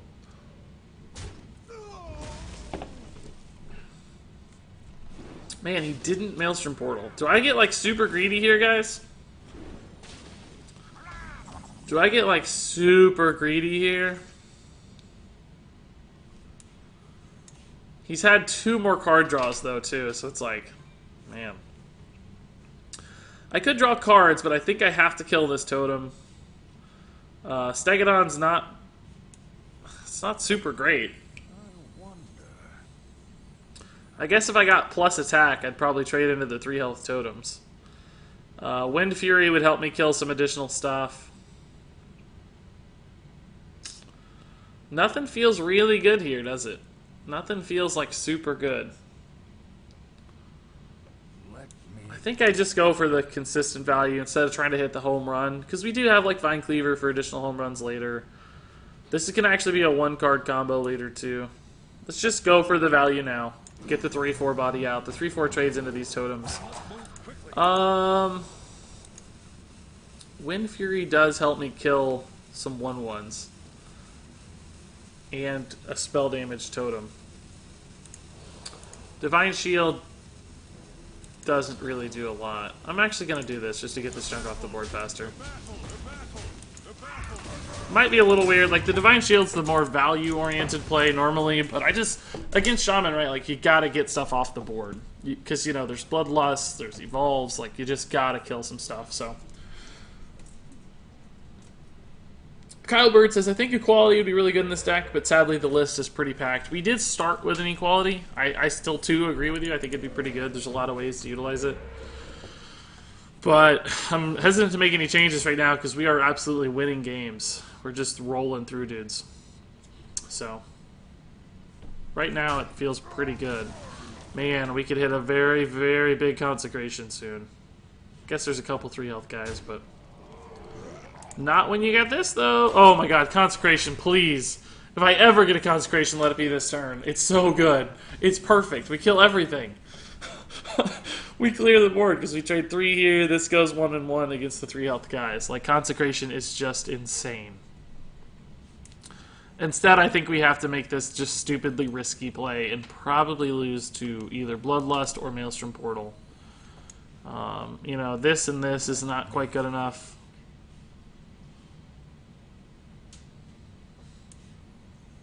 I think we probably just lose here. But we have to try. There's a chance it, you know... There's a chance. I think we're 90% dead, though. He's had so many card draws with this Mana Tide. He's very likely to have Maelstrom Portal, which clearly just blows me out of the game. But there's no alternative. We can't Vine Cleaver. Cult Master gave me 2 cards, but didn't actually deal with the board at all. So Bloodlust is lethal. I'm almost sure. There's 21 damage for... No way. That's still Maelstrom Portal, though. That's still Maelstrom Portal. We're not dead, though, I think, which is a good sign. Not actually sure we were dead. Oh my god. No way is he trading. Is this the best day of my life? He didn't hit the Maelstrom Portal against this. That's crazy. We still don't have a good answer for these things. We need Consecration still. Sunkeeper doesn't help at all at this point. What was high school basketball like? Because I love basketball, but I live in Ireland, where basketball isn't very popular, so we don't play it in high school. Frankly, it wasn't that great. It was a lot of work. Very physically demanding. We weren't a very good team. Like, we were average, but... oh my goodness gracious, it finally came.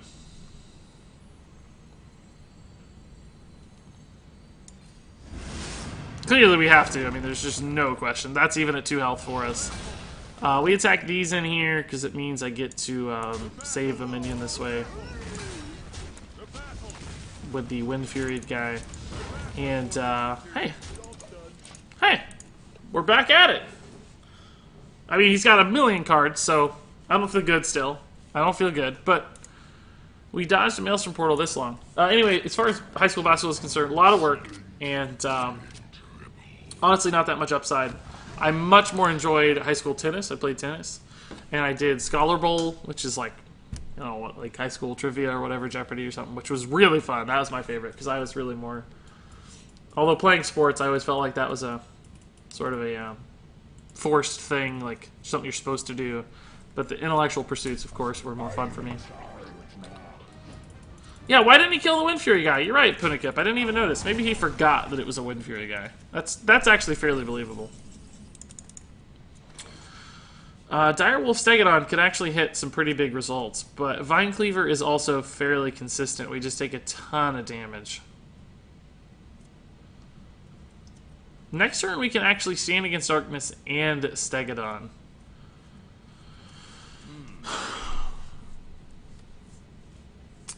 But, like, Direwolf Alpha plus this, like, if we got +3 attack, oh my god, it would be insane with Direwolf Alpha. Because this would go to 4 and 4, this would go to 5, we'd be able to kill 2 dudes, we'd have a 5-1 remaining, and a Direwolf Alpha, and a Stegodon. But that's like a super high roll. That's not very likely. Poisonous, though, would also be so insane that I think we have to try. Reporting for duty.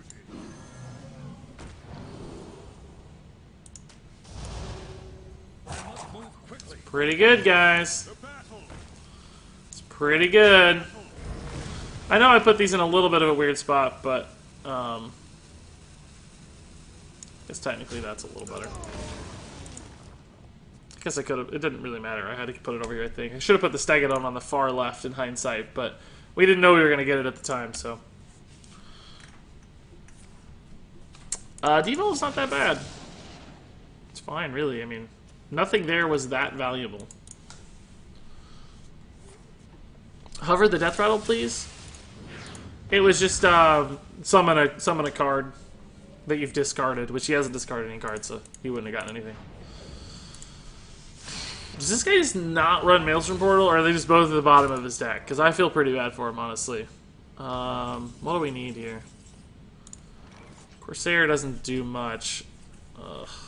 Honestly, none of these cards do much. I don't even think I can attack into that Mukla. Like, it's just too much damage accelerating if I do. I think I have to just Vine Cleave face here. Reporting justice. It's a little dumb. It kind of sucks, but... I'm just mainly trying to get the dudes out and maybe hit a card somehow. We're done with Stegodon, so we need a Sunkeeper. We can hit a good Cult Master. Maybe we bait out the Maelstrom Portal. He finally drew. Did he use a Maelstrom Portal? Oh, he did. Oh, perfect. Oh, crap. I didn't even see that. Yeah, cool. You guys are right. Not against a board of dudes, so that's good news. So we're actually safe to do. We probably should have played this then, honestly. Who knows, though. That's a lot of damage. I need a taunt. Knife Juggler. Well, this is a start. We can't juggle and Cult Master, but I think... God, what does this need to hit? This is going to do 5 damage to the board. We can do 6, 7? 7 damage to the board. I don't... Or, well, to his face, maybe. I think I actually might have to... Well, their Spike Ridge Steed keeps me alive. If I Cult Master... That's it, though. Sunkeeper probably doesn't help much. Well, Sunkeeper helps a little. I think I'm just dead, though, even if this hits right. Like, 7 damage is not enough. I think we have to play for an out here. Even though I don't think it's very likely either. Tyrion's not enough because we don't have the mana. Yeah, shoot. Yeah, we're just dead. Reporting for duty. Maybe we should have done that after the Maelstrom Portal. I didn't even see he played it, though, so... Alright, that's what happens. Yep, that's what happens when you have to turn to read chat. TSH is right. You don't see how they clear your board. Happens all the time.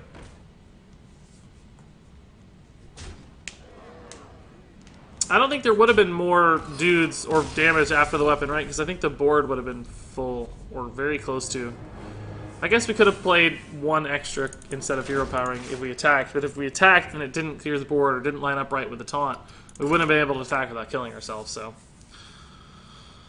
Can we have Regis Bucks? Then we could have a gamble command. I honestly, I gotta be honest with you, I don't know what any of that means. I think that's Twitch stuff, like, Twitch, you know, mods, basically, and not mods, but Twitch add-ons and stuff, but I've never heard of those, so. With honor, I will command the light. That was our first loss, guys.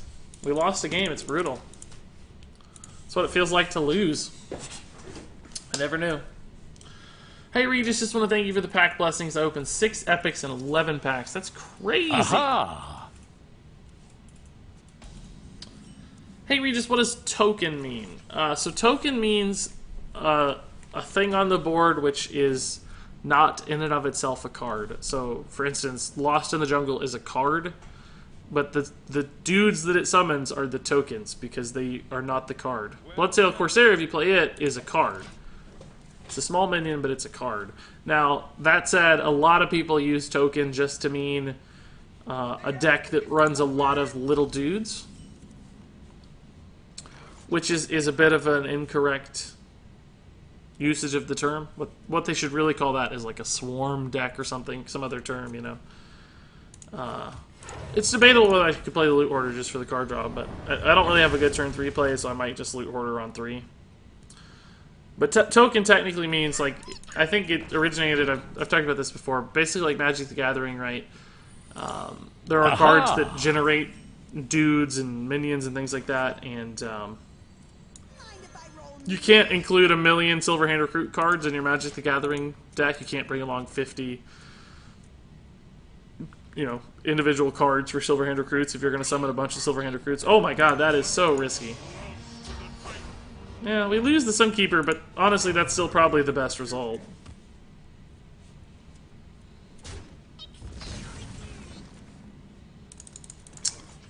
Patches, ironically, allows me to clear that. Not excited about it, but I should probably clear it. This makes it considerably better, though. Back to your homes.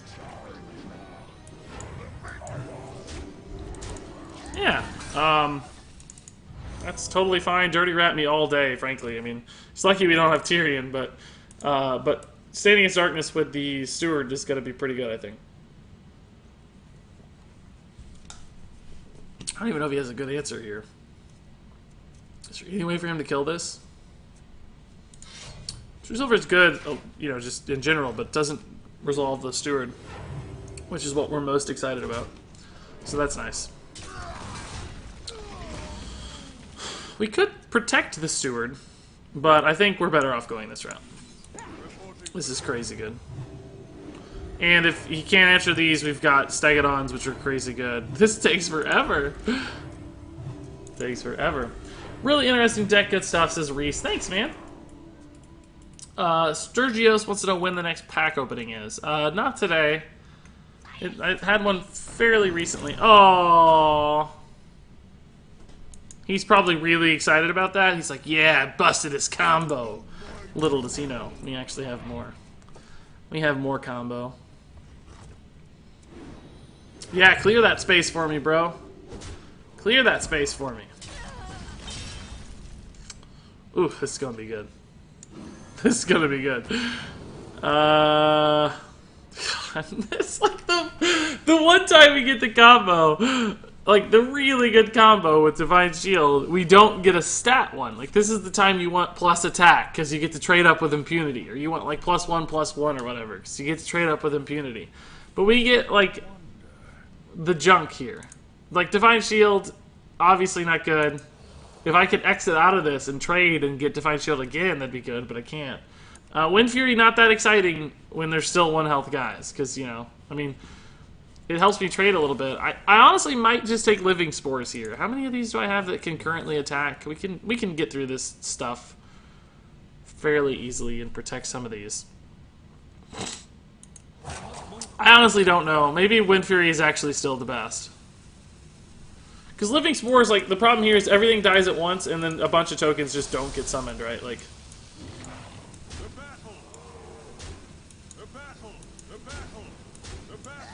I don't know. I don't even know what's happening. I can't... I actually got it off? No, I didn't. Oh, I thought it looked like the button clicked. Give me a break. Maybe I should have went for the dudes. I don't know. I would have a bunch of dudes left, but he'd have some board left too. So I don't know. All of those sucked. I'm just really upset that all of those suck so much. I'm gonna go ahead and go... No, I'm gonna clear this with the minion. 1 health versus Paladin is no different than 2 health, really. Dirty rat me all day, quote of the day. Yeah, I think so. Do you have a pen and paper nearby? I'd really love to see that Regis autograph. I don't have one for Regis, so I'd have to use my real name. I can actually do 7 to that, and 6 to the next one. And summon some Divine Shield dudes. If I go Blessing here, that goes down to 2 health. It's not that compelling. Maybe I just clear it traditionally and use the Blessing on the second half and let this die. I think that's better. Yeah. And then we Steward for the Divine Shields. And maybe set up another cool combo here.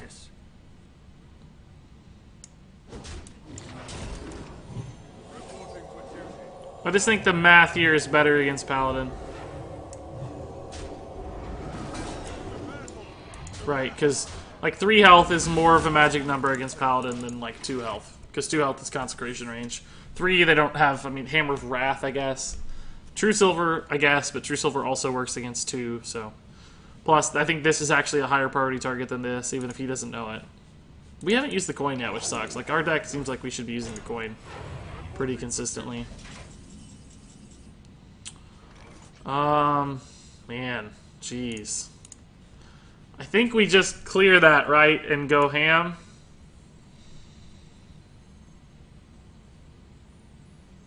God, I don't even have enough board space, though, to do all that. Like,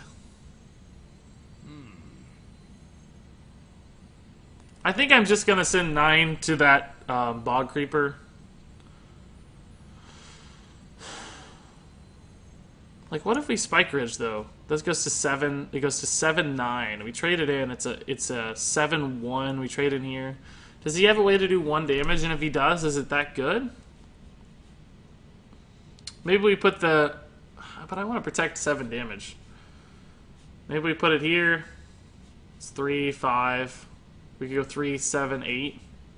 This is a 5-3 that gets to go face. He didn't have an answer for 3. I think I'll do this instead. I don't know if this is good or not.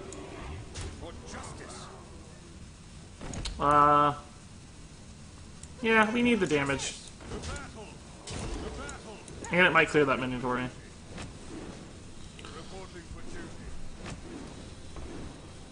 Every turn I'm like roping. It's crazy. I don't know why necessarily. It doesn't feel like I should be, I guess, but It's like every turn I'm roping. If he does do a board clear here, we have a pretty good reload. Because he clearly could run equality, consecration type stuff, pyro equality. That's a lot of heal, but we have a lot of damage coming back. The battle.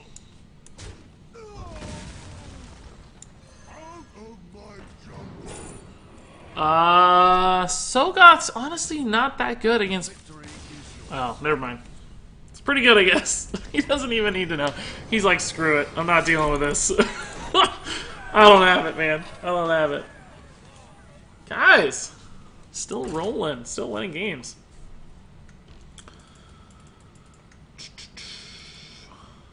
I see this deck quite a lot in Wild. Haven't seen it being run in Standard. Yeah, that's the idea. It's going really well, though.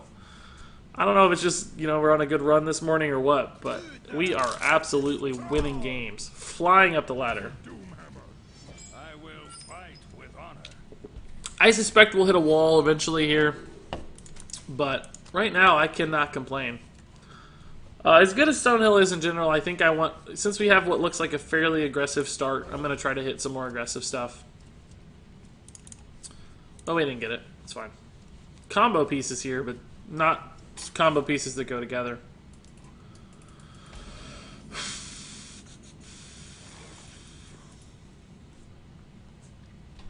I think against Shaman, though, we still just go. Bait that early Maelstrom Portal.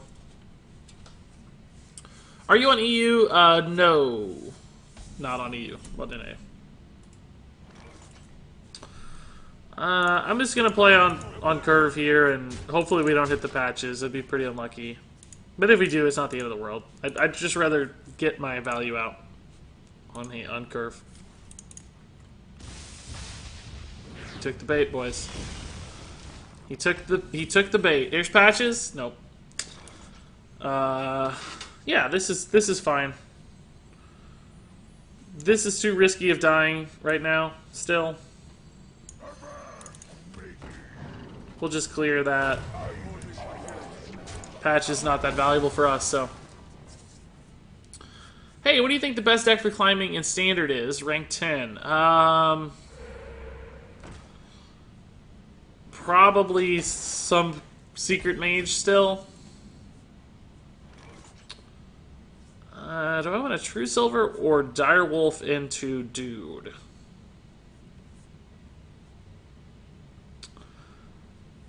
Direwolf into Dude gives me a decent Stegodon next turn no matter what. I think I'm going to do this.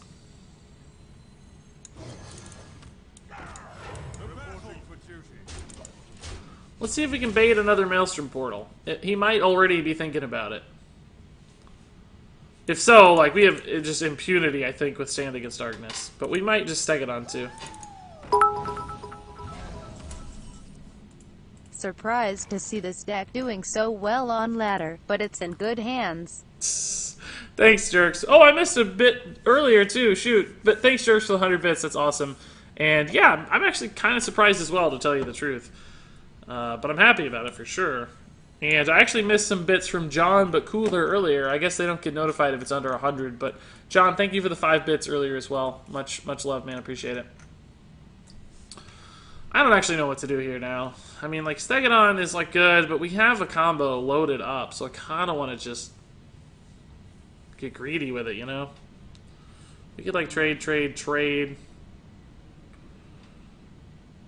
We lose some Silver-Handed Crews, but we're gaining a full board in the process. I mean, we could just Steward and try to hit the Divine Favor later. I think that might actually be better. Not Divine Favor. I mean, hit the Divine Shield later. Back to your homes. The battle. Reporting for Because, I mean, with Maelstrom Portal as a concern, this becomes much better. Now, this is probably going to get Jade Lightninged, I think. Which will suck, but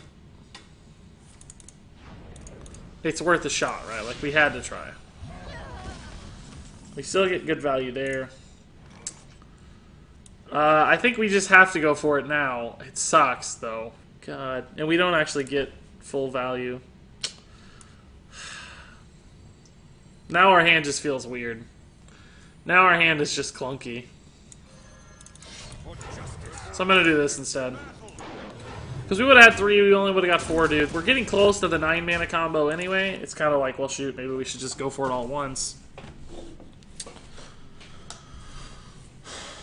Thanks, jerks. Yeah. He's the one who chose the username, not me. He's not a jerk at all. He's incredibly awesome. But what do you think the best priest deck is for climbing? I actually personally like Silence Priest, although Dragon Priest is also pretty good for climbing, in my experience. Spike Ridge is pretty good. For justice.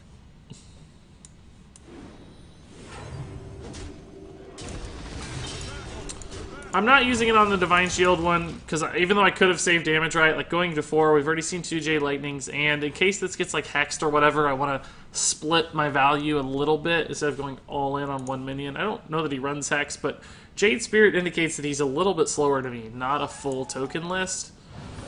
So I think he does run hex, yeah. So I think we made the better decision there. It's still not a great feeling to get hexed, but we would have lost the Divine Shield as well if we hadn't, so... this hand is kind of garbage, guys. We might just have to play into a Maelstrom Portal here at this point now. Although we're 1 turn away, so maybe we can consecrate, trade, ignore that, play a Hero Power Loot Hoarder. Sucks, but he's clearly not full token, so consecration's never going to get, like, really good. Although, frankly, at this point, it's not just Maelstrom Portal we have to worry about, is it? It's actually Lightning Storm. He's clearly a slower deck. So maybe we don't even worry about it and just play the Stand Against Darkness now. Try to hit it once they're active on the board, right? It's all just not very good, though. It's all just not very good. I don't even get to Hero Power here either, because my board is full.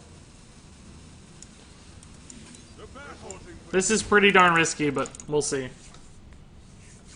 I think since Lightning Storm is a concern now, we just have to go for it. That's why I changed my thought process, right? Like, Maelstrom Portal's gonna hurt if he has it. But since, yeah, see, like, Lightning Storm, it was less likely that this got really good. Divine Shield would have still been decent, but, like, everything else would have been bad. So I was really hoping that it just stuck and we got to use, like, plus damage or something to kill him. Basically, I think was my only... Or Sunkeeper. God. But we've now baited out... Well, not really baited out, I guess. But we've now gotten through 2 of his AoEs. There's just 2 more. Shaman might be our downfall. Maelstrom Portal's too good against us. Although, you know, we're chipping down his health. Like, with Vine Cleaver and Tyrian Weapon, with Ashbringer, like... There are ways to just win games, I think, here. We can just find damage sometimes. This is a good Jade answer, too, to some extent.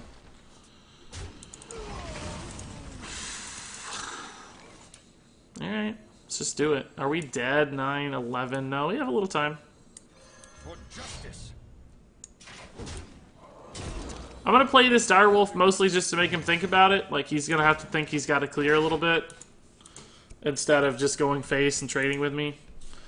If he does it wrong, we can Sunkeeper for some value. We can Consecration for some value. That's really slow. I don't mind that at all. I mean, cards I don't think win him the game here. I think return kills win him the game, basically.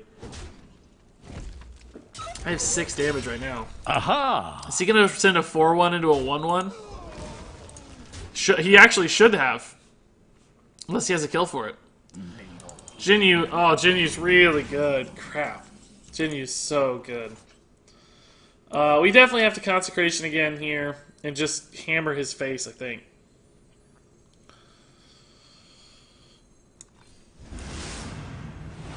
Kinda sucks, though. How much damage can I do? I can do 9 right now. That would technically put me on lethal with, like, Vine Cleaver Dude, but he's going to be able to clear if I don't clear with the Vine Cleaver. No, he may not be able to clear. I'll have 3 dudes. I'm gonna go for it. I'm going face. He might have another Jinyu, which punishes, but with Sunkeeper, with this many dudes, there's a chance we just kill him. And Light Fused as well. Like, if 1 or 2 dudes... If 1 dude can survive, there's a chance we kill him. He's got the good value trade here. He can kill 2 of these, so this might survive. Maelstrom Portal clearly changes that math a little bit. So I don't think I have any instant wins. Knife Juggler, maybe. That's a problem. It's a really big problem. It's just a lot of damage, too. It's 11 plus 5, yeah.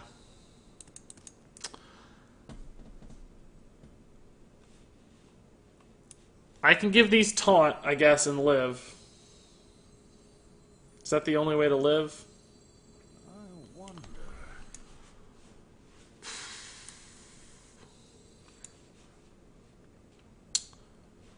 11. Man, if he didn't have this, we'd be in a decent spot, because we could play these and do some crazy stuff. But that's just so much damage. Like, he added 11 damage to the board. So it puts me on a really tight clock. Like, I don't have a way to get through it. I don't know. We have to try. I guess taunt's the only way to even live. Yeah. I think we're dead. There's a chance he misses it, though, so we'll hang out. There's a chance he misses it. He may not count through.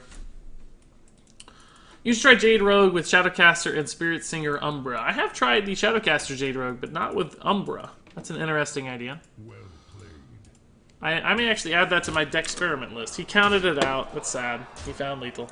So actually a legit chance he didn't. He's been so focused on staying alive that there was a chance he missed it.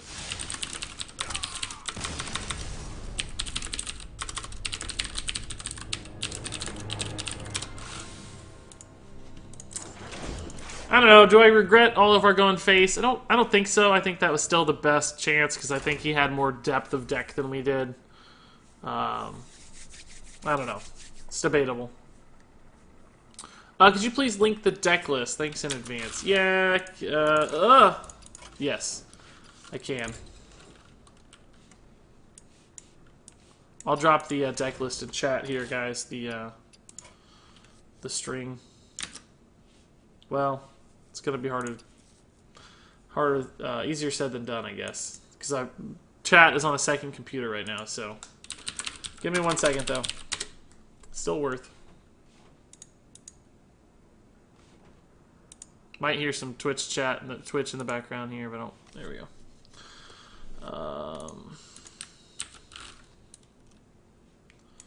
Oh goodness, this is I gotta get it just to the string here.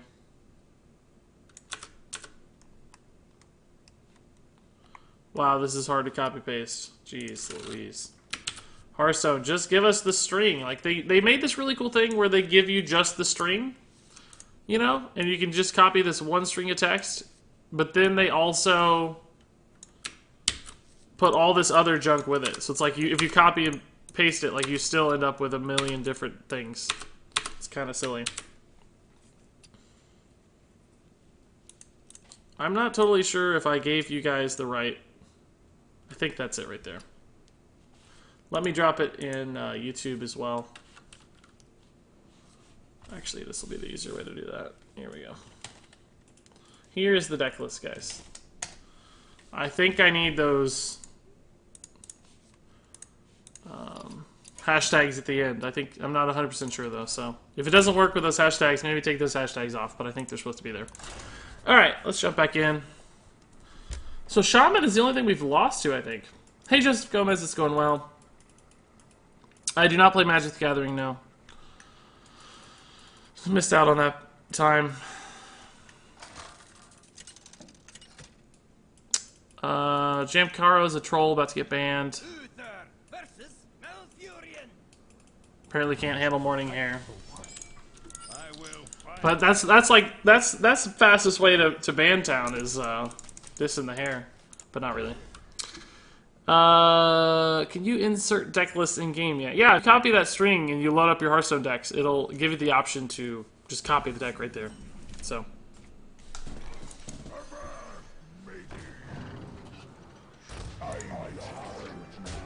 Hopefully this is Token and we just got out to a faster start than him. That'd be a dream. Consecration also fantastic against Token.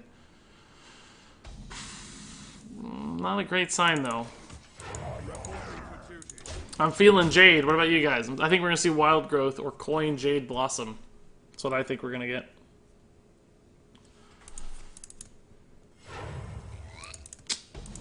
That could still actually be Token. That does not in and of itself mean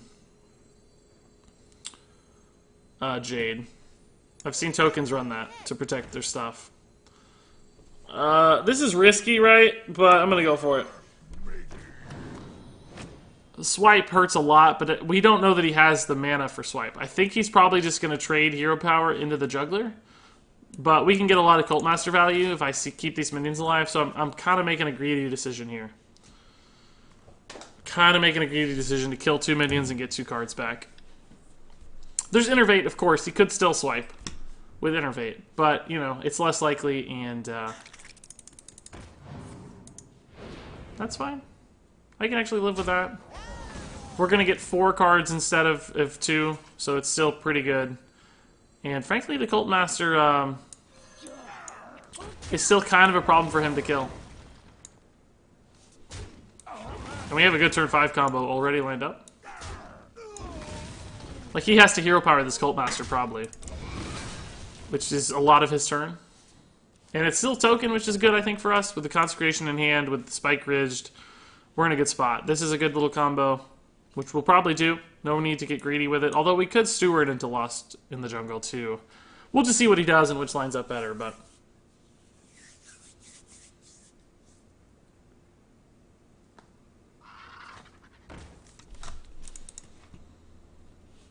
Consecration might actually be good here. He's probably going to play 1-drop Hero Power. If he doesn't, and we can Consecration Lost Jungle, we absolutely will. No, he's just going to trade. That's fine, too. Oh, we got to do this.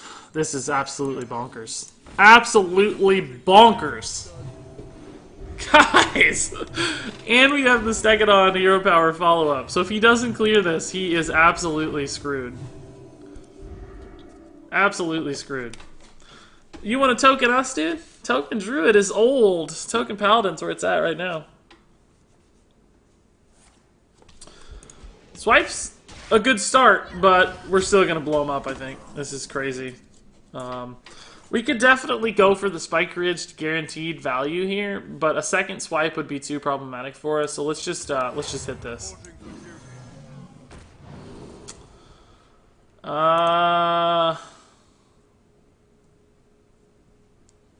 I guess +3 health is pretty good when you have Direwolf Alpha incoming. I wish we could more easily kill this, though. Like, a lot of our stuff's going to go down to 1 again. So another swipe is still problematic. But still, these two, you know. We just got +15 health off of this Stegadon. Imagine that card, right? Oh, God. Just, no, dude, come on. Get out of here, dude. No. I have no interest in that. I don't have any interest in that at all. Oh my God, the dreams. This is so beautiful. This is so beautiful. Although actually, we need something to die. We need to kill one of these.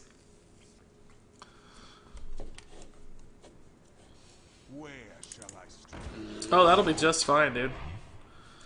Honestly, though, I'm gonna have to sacrifice a dude just for kind of for free, which is annoying. But I'm almost certain we have lethal. You pretty much have to have lethal, right? Actually, we may not. We might be 1 or 2 off. Actually, with the Direwolf, I think we'll have lethal. These all have 4 health, so I can't do like any sneaky stuff, I don't think. How much is this? No, I think this is exact lethal, isn't it? Yeah, it is. Oh my God. Guys! Guys, this is good. Like, we haven't even fine-tuned this deck, and it already feels great. That's good news. I mean, just we need there to be no shamans, apparently. That's our biggest Shaman is our biggest hurdle. What's going on, Regis? We're dominating ladder right now with this beautiful deck so far. We're more than 4-1. We're like we've lost 2 games technically, I know, but we're might be able to pull up the stats here. Let's see. I think we're 7-2 right now. 7-2, 78% win rate so far. Rogue is probably Quest Rogue. I don't see anything but Quest Rogue anymore on ladder. Do you play WoW? Yeah, I do. I actually did Tomb of Sargeras last night. Started normal Tomb of Sargeras last night. It hit last night, so we killed the first 5 bosses, I think. I used to tank, but I've backed off the tank role a little bit because I've been streaming more and doing more Regis stuff. So just flex Paladin right now, basically. Healed last night and DPS. We'll certainly back up tanks as needed too, but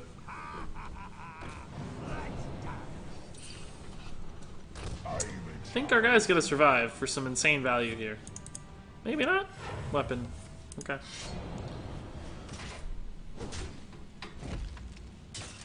Bloodsail's gonna be pretty good though. Bloodsail hero power is fine. Kill that swashbuckler. He probably thinks I can't kill it. So he's kind of banking, but he's gonna get punished.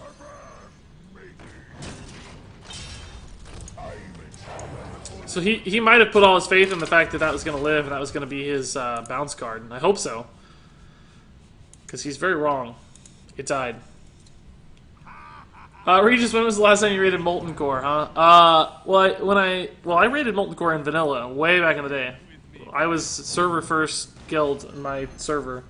It was Eldraith Loss. The guild was Eternal Force, I think is the name of it. He actually had the other swashbuckler. That's really annoying. So he's already ready to go. We're pretty much screwed, I think. But we beat the Quest Rogue last time. Yeah, we have plays, it looks like, so I'm just gonna...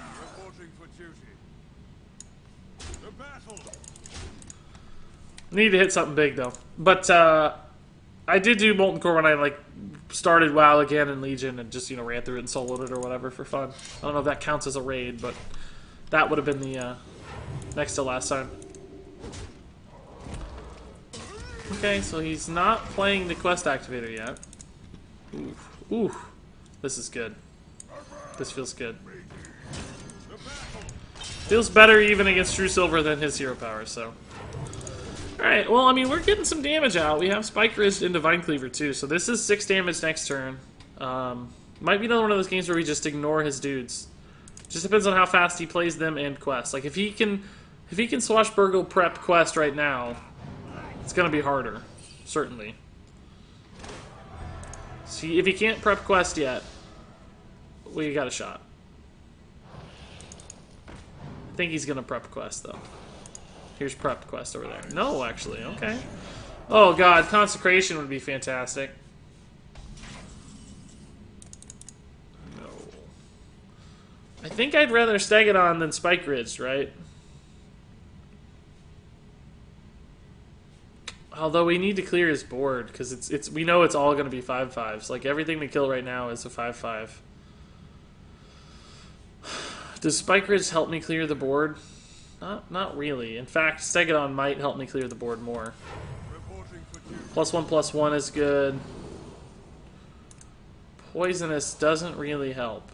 Living Spores is intriguing, though, because we get a lot of minions back. I guess we'll take this. Kill what we can. Just get some dudes out. I don't think it helps to hit those once. We can't kill them, so just get as much damage on the board as I can. Vanish. Okay. I don't even mind, honestly. I'm just gonna go crazy again here with dudes. Maybe I can actually, maybe this is better than multiple dudes. Because if we get plus damage here, we're gonna have a ton of damage. No. Never. Got Divine Shield in case we hit, like, the Sunkeeper. That's 5 plus 4 is 9 damage, but I think I'll just end up Tyrioning this turn.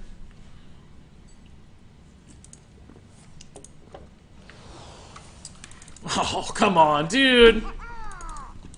That's not chill at all! Yeah, I think just Tyrion face. Although, that actually costs me some damage, doesn't it? Because if I can get the Vine Cleaver active, I don't need Tyrion, and this is just faster damage. But then Spike Ridge does instant damage, and on these Divine Shields, that could give him a world of trouble. I think I'm actually going to Spike Ridge and just play small dudes, and then we can Vine Cleaver next turn. This could be really difficult for him to kill. And just do 7 damage face. And then, between Consecration and this board, like, gosh. Because if he has to send all three minions into this, they're all going to die to Consecration. Still a lot of damage out. Sunkeeper's going to be a ton of damage, too, if we draw him. Oh my god, it's beautiful. It's beautiful!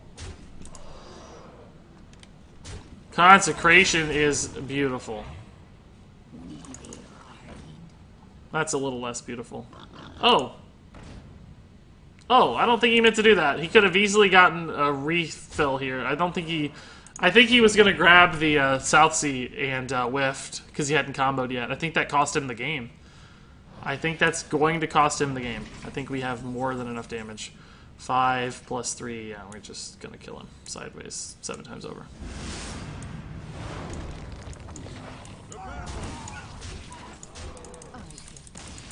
Yeah, guys. Beautiful. Beating the quest rogues. Frankly, we're beating everything. Jerk says, I still fondly remember Vanilla WoW playing Tank Warlock. I don't remember that very well. I mean, I'm not denying that that was a thing. But, I would steal aggro from the raid tank in Molten Core and still survive. That does sound fun. I played Priest in Vanilla, by the way. Holy Priest. Just healed my butt off all the time. Currently play Paladin, as I mentioned. Any tips for getting to Legend? Well, it's funny you ask. I did make a video on that very subject.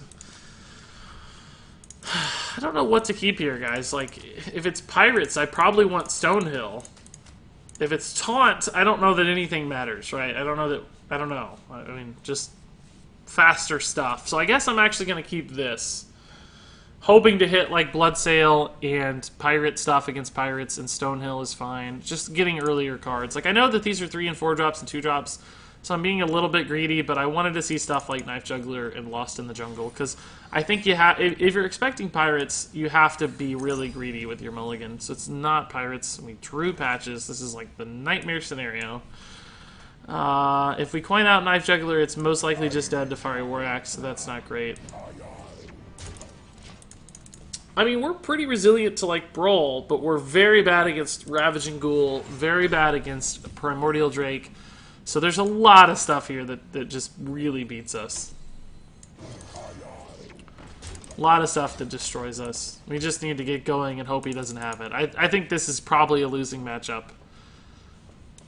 I just don't see a great way to win this one. I think Coin Blessing is fine here.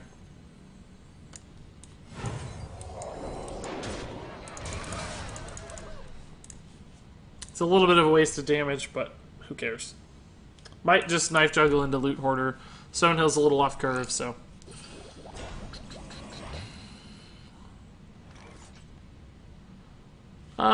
We don't have a way to kill it with this stuff, so we'll just trade again. It's fine.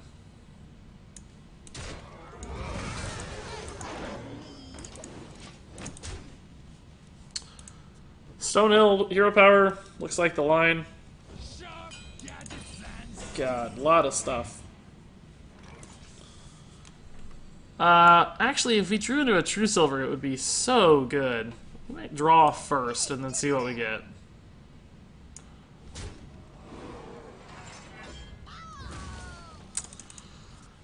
This is very likely to be good, too.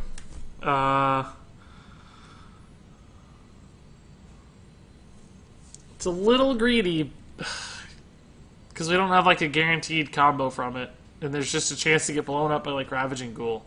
But we might bait a Brawl if Brawl's all he has. Plus, we deny him a lot of armor if we kill this with pings. I'm afraid what's going to happen though is we're going to hit like 3 pings, and it's going to be like the worst. But we'll try. If we hit 4 pings, it's going to be nuts. I mean, like 2 to 3 is more likely than 4 though.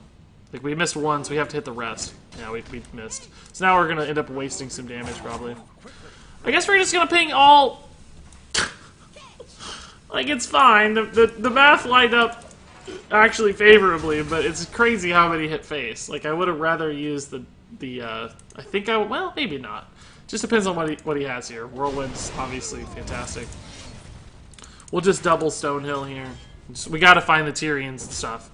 Tyrion is the kind of card that gives us the depth against Taunt Warrior that we need. There's 1 Tyrion, so we need 2 more Tyrions. I guess Infested Torrent's kind of the most resilient against Taunt Warrior with Brawls and stuff, but those all kind of sucked. Mastodon, probably because it's the biggest. I don't think we have any Curator value, really. We could get a Stegodon, maybe. That's it. I like Mastodon, though. So, one of these, or actually both these live. We probably Spike Riz Steed in that case. Can't really get through that, though.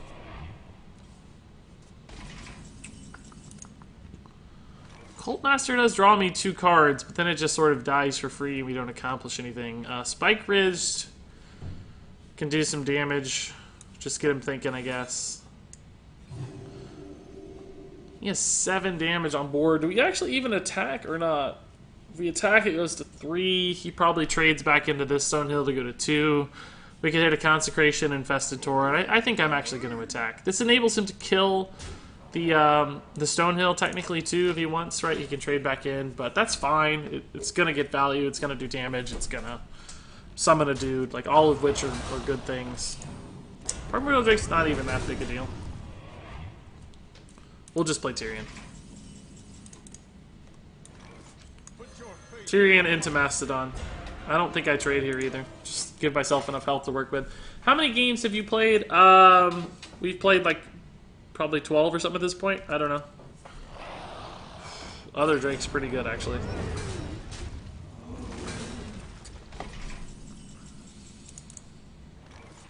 Although now that these use 2 Drakes, like, man, this stuff's starting to look really good. Like, this combo even right now.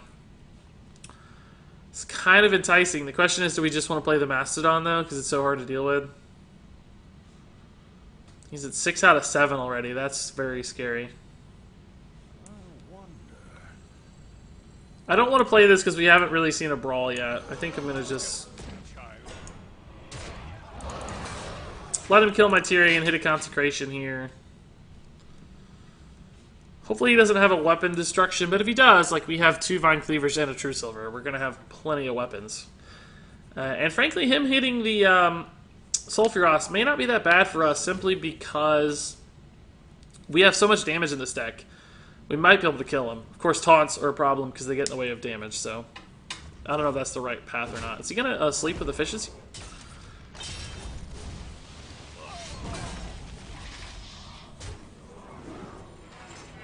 Play a couple small things. I think we just trade Consecration here. He gets some armor, and this is still around and sort of annoying, but trade Consecration, Infested Torrent, Hero Power. That's fine.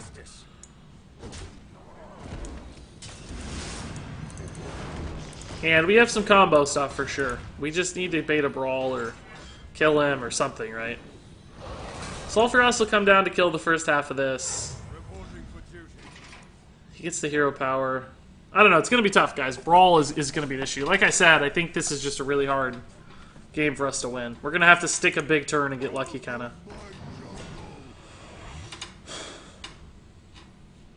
Because we didn't hit like Tyrion's, right? We hit pretty weak taunts at the end of the day.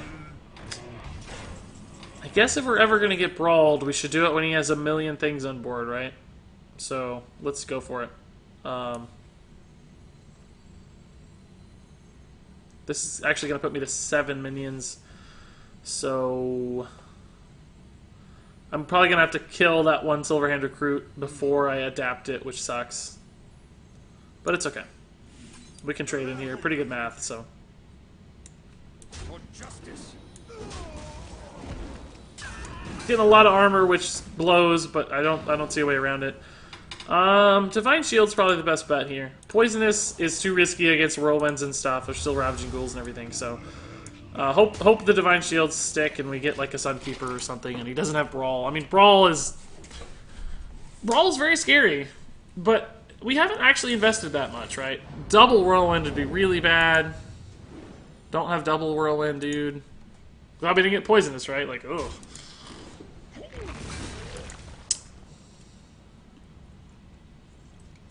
He's gonna Brawl, I think.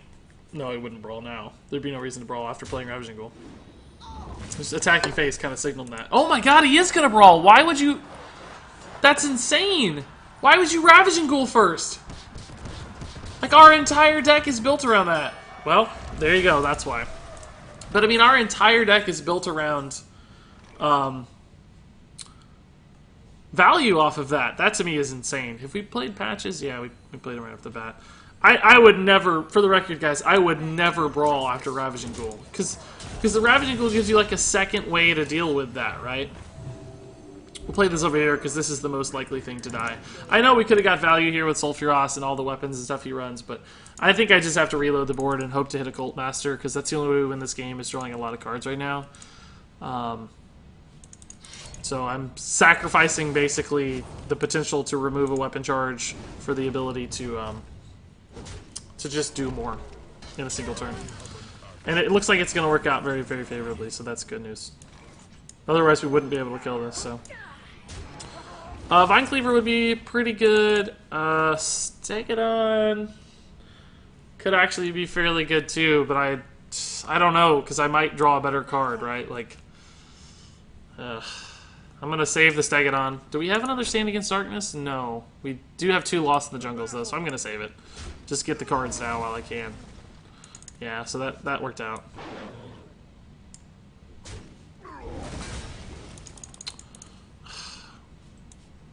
I guess I go ahead and do this. I mean, I was hoping for a bigger hit. Maybe we can play it a little slow, but I don't think so.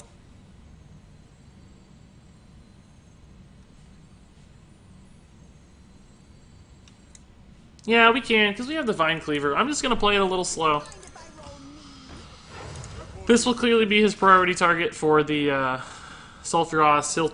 If he tries to do this first, he risks giving me another card, so I think he has to do that and hit the bad Sulfuros here, and hopefully he doesn't get a good card. We've seen double Primordial Drake, we've seen a Whirlwind, we've seen 1 Ravaging Ghoul, 1 Sleep with the Fishes. Ooh, that's gonna be a clutch card, I think. Let's go this route first and try to hit a really big Light Fuse Stegadon later with these dudes on board. Then we can kind of save the Lost in the Jungle. This is such a great tool against a 0 power. It's kind of crazy. We just need to dodge Ravaging Ghoul and a Brawl, but we can just win the game with Sunkeeper right now, maybe. Slam for card draw. That's not that exciting. Because this is 12 plus 4 is 16. He's going to probably kill 2 of them, though, so it's not looking like it's going to be that much damage. If he hits face, do we have lethal? 13. No, not yet. Not yet.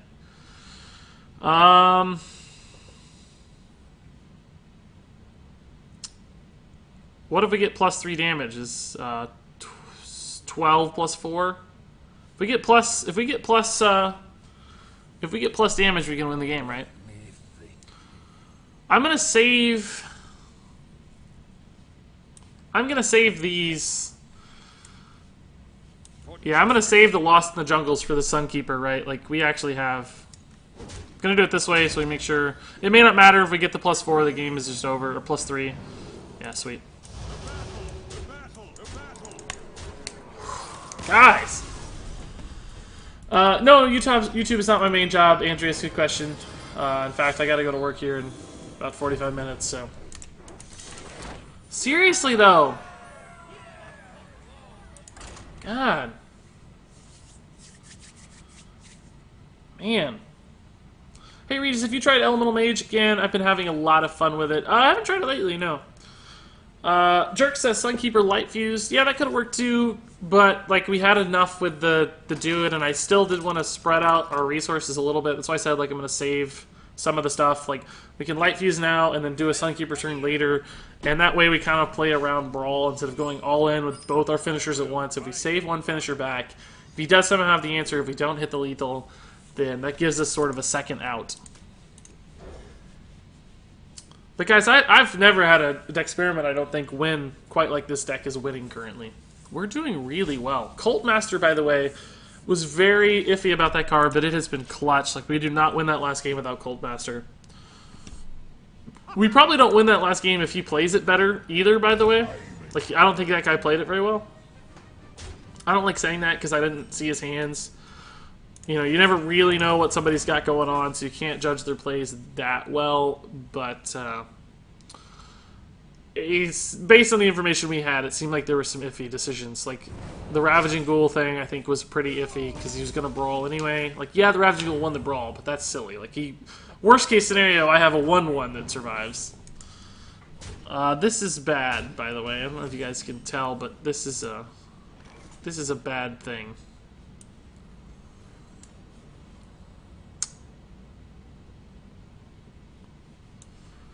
I think I have to kind of just ignore the Edwin for now and try to hit a really big knife juggle here.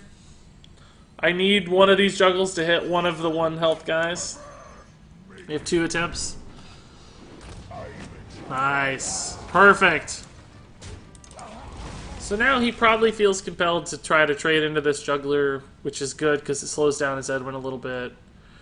And hopefully he's out of gas. That's not that good. Hopefully I hit True Silver here. No. But maybe Direwolf's just enough.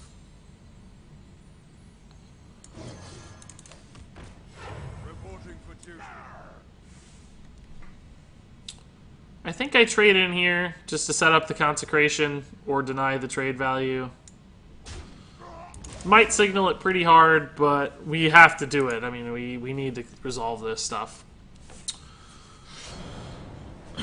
Curve is too high for Divine Favor to be worth it. I think that's right. I didn't see the question, but if you're answering, yeah, I think that's absolutely correct.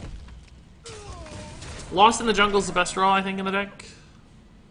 Because I gotta do this, so I needed a 1-mana play. Bloodsail Corsair actually might have been a better draw, now that I think about it. Because we would have destroyed the weapon, denied some trade value. This guy's running like my Pirate Rogue list that I made. It's cool.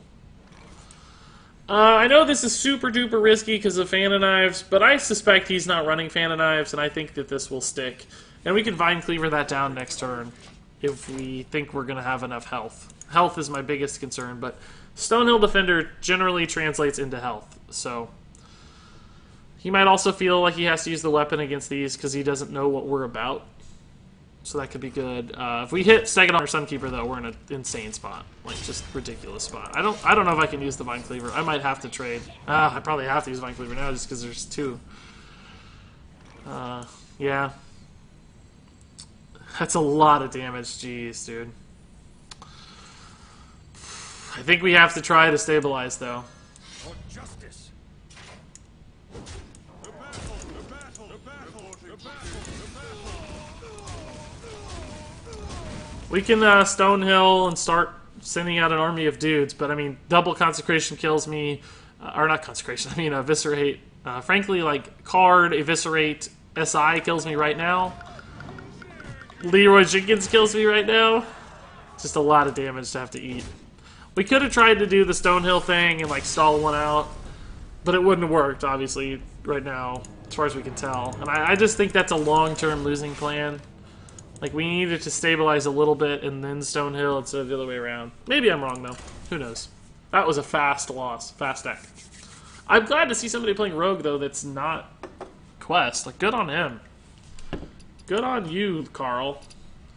Carl wants to be my friend, but unfortunately, I can't. I'm sorry, Carl. The friends list is full. But good on you, Carl. I bet he was going to apologize. Like, I don't think he was going to be rude. I think he was going to say... Uther versus Jaina. You know, sorry for drawing the nuts, basically. That's what I expect he would have said. With honor. Like, that's cool together, but I don't know. I think we need a faster start. So I'm going to keep this and hope to draw into that stuff later. Eh, it's okay. These are fairly slow, but this is good.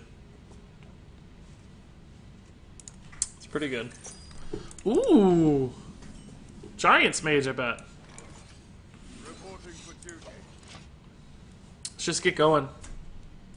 Most likely he's going to say, get wrecked, noob, and delete you. Yeah, that could be too. In my experience, though, that usually happens when people lose to you in some absurd way. In my experience, usually when they beat you in some absurd way, they're usually nicer. Although I have had some people who've known my name, like they recognize me from YouTube or whatever, and like sometimes they say I'm a big fan. Well, not anymore because my friends list is full, but back when my friends list wasn't full, they'd say, "Oh my god, are you Regis Gilbin from YouTube?" And they'd say I'm a huge fan. Nowadays that doesn't happen because my friends list is full, but... Ooh! God, that was a brutal turn. Jeez, dude, that is not cool at all. Not the slightest bit of chill. God, do I try to hit this insane knife juggle play, guys? It's probably not worth it.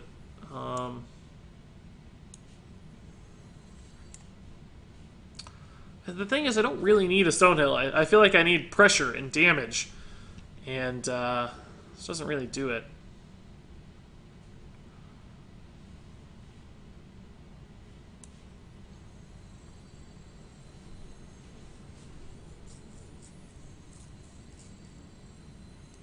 The hand just doesn't... nothing feels very good. I don't know. This is slow, but...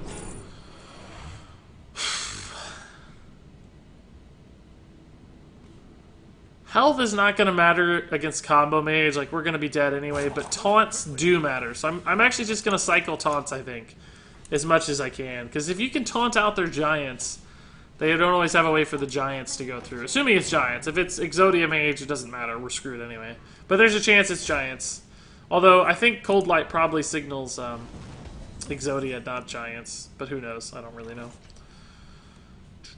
How many dudes can I play if I do this? 2 dudes. So there's a pretty good chance these hit well. I'm going to go for this. Aha! I have the guarantee anyway, I guess, but... Good job, Juggles. You did it. You did it, man. Good job. When you hit 500 wins with the class, do you get anything other than the gold hero? No, just the gold hero portrait. I don't know. Maybe you should get some gold or something. Maybe you should get a pack. Hearthstone needs to give more free stuff out, I think, personally.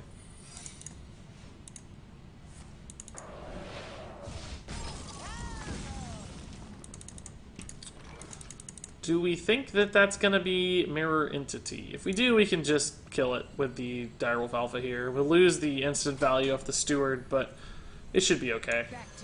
I think it's... I don't think it is. I think it's like Ice Block and stuff. I think I'm going to do this anyway, actually, just to get the damage. He'll still be a little scared of this. Just Ice Barrier. Okay. Like, we don't have to get the value. We can just play stuff on curve sometimes, right? Just a 3-3. Just apply pressure to the board. Make him think it's a valuable target. Maybe we hit the Stand Against Darkness. Maybe we don't. Maybe we just stag it on a Direwolf Alpha. Who knows? Mind if I roll me? Probably just ignore that, honestly.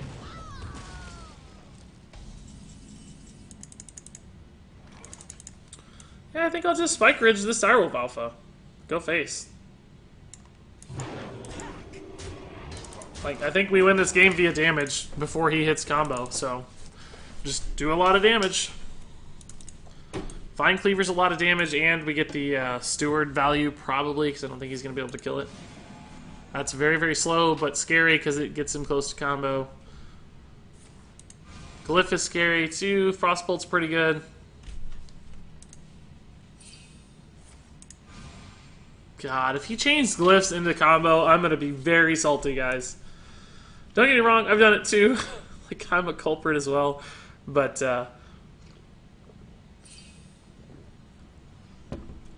what did he get that time? I didn't see. Did he get it again? No, we don't know. So we have 8, 12 damage this turn. And a lot of dudes. Reporting for duty. We have the Consecration to break an ice block if he freezes, and weapon too, probably. Theoretically, we have lethal next turn in a lot of different ways. We can even Blessing a King's Consecration if we need to. Probably shouldn't need to, but it's possible. Is that going to be Cone of Cold? Okay, that doesn't actually break our ice. We can still lethal here if he doesn't ice block. No, we can still lethal if he doesn't ice block. That's probably ice block, but I think we still need to pop the ice block lethal here.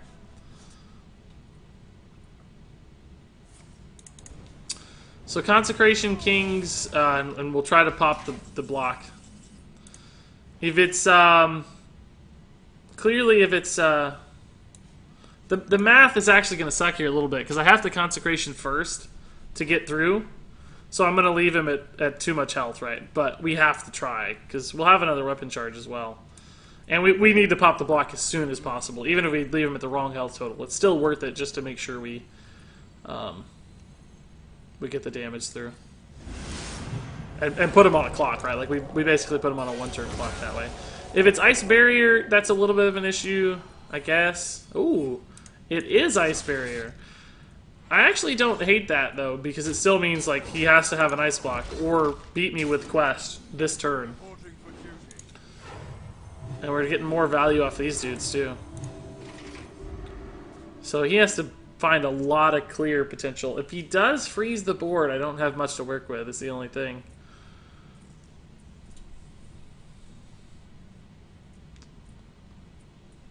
Whether or not that was Ice Block or Ice Barrier probably didn't matter a ton, right? He would have been at 4 health right now with an Ice Barrier in hand, so...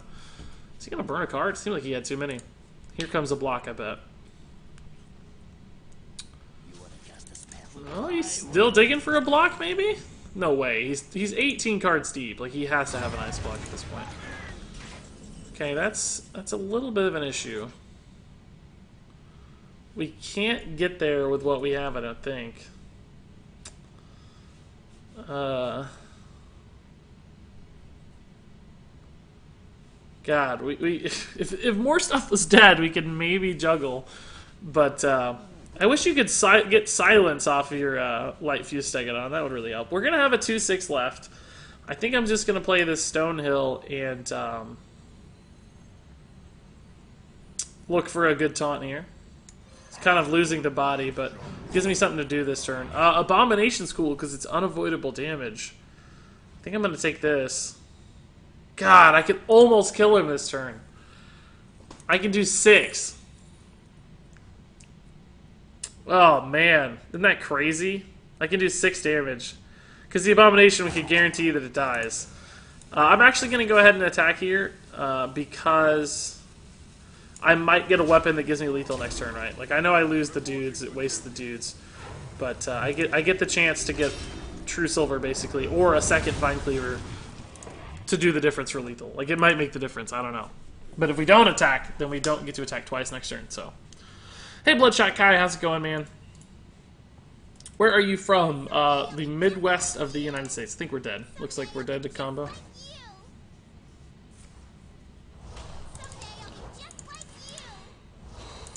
This is always fun to watch. Hey, I'm gonna get a bunch of followers, guys.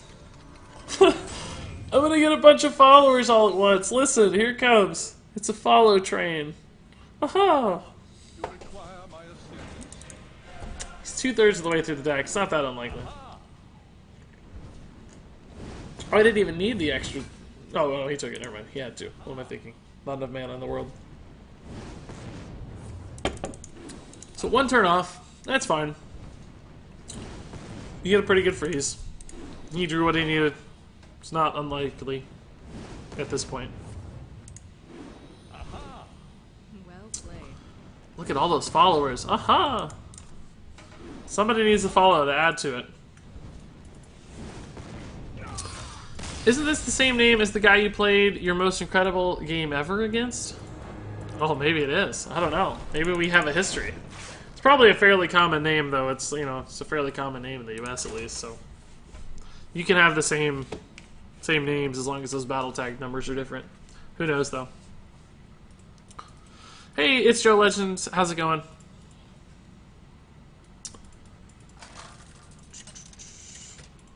Is the deck posted missing some cards? This should be correct. It removes a card when you draw it, so if like one of these has 1, it means we drew it, right? Like, there's 2 Direwolf Alphas because we've drawn 1 at this point. So it might be a little hard to follow as a deck list, technically, but still, everything should be there. The one-ofs are Cult Master, the legendaries, of course, and True Silver's a one-of. Trying to think what else. I think that's it. Patches, of course. Legendary. Oh, somebody followed. Thank you. Giving me flashbacks. Giving me flashbacks. When does Ice Block go into the Hall of Fame? I don't know. Ice Block didn't actually beat us that game, though, right? He never played an Ice Block, did he? Am I crazy? I don't think he Ice Blocked.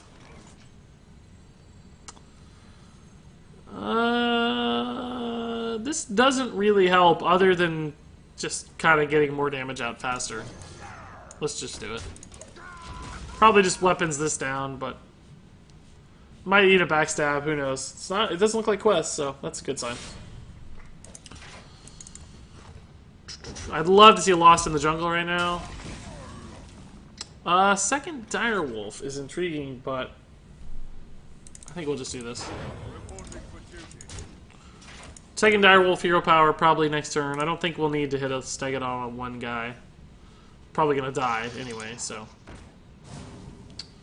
It's gonna kill the Direwolf, it looks like. I'm okay with that. This Direwolf's gonna get some nice trade value.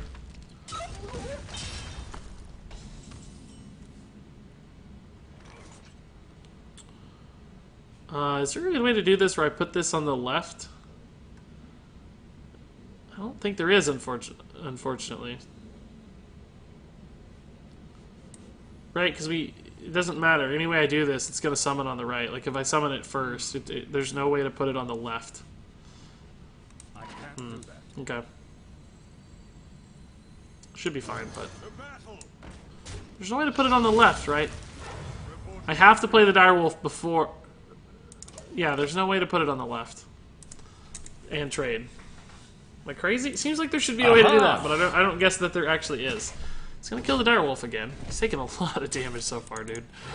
A lot. Oh my god, that Fan of Knives! He's probably gonna regret that, I have a feeling. I think that's gonna be a regret down the road. Yeah, this sucks. I have to load it up, though. The question is, do I actually attack? I don't... We're one turn off Vine Cleaver, so we should have time, but I'm gonna actually go ahead and attack. He's already getting so low.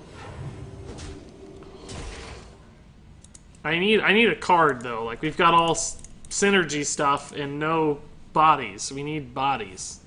Stand Against Darkness would be amazing, because we already saw a Fan of Knives.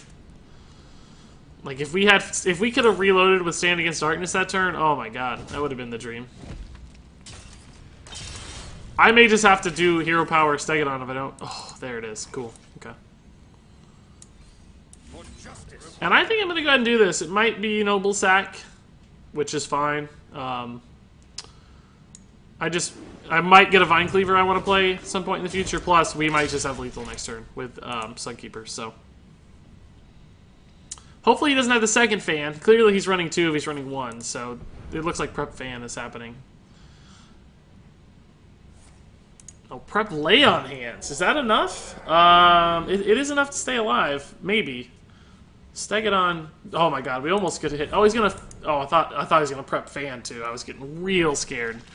I think we have to Sunkeeper because otherwise, if he does hit a fan, double backstab trade though makes Sunkeeper far worse. Thank god he didn't hit the Fan of Knives still though. Dude, chill. Chill, dude. Jeez, I think we just clear here, and that's like his 2 big resources, right? Oh my god, yes. This is insane.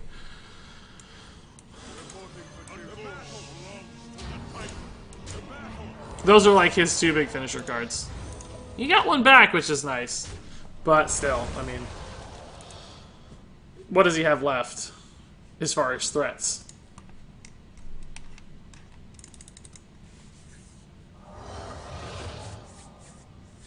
Eviscerate? Oh, Vile Spine's pretty good.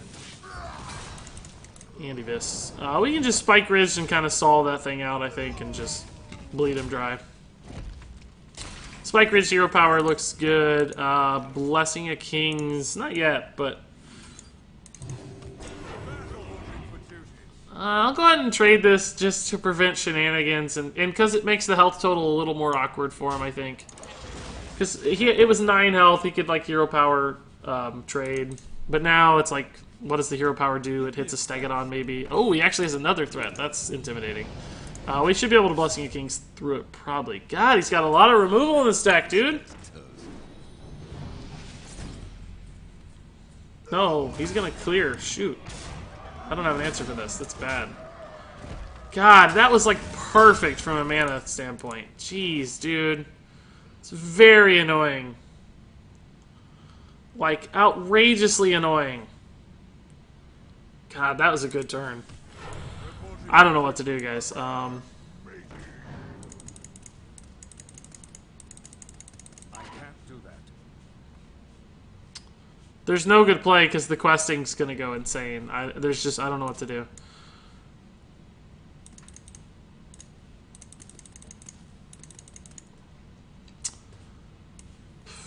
Maybe I can sneak in a Blessing for a kind of a surprise trade here. I don't know. I gotta give this like Divine Shield or Health or it's useless. Because he can just Hero Power it.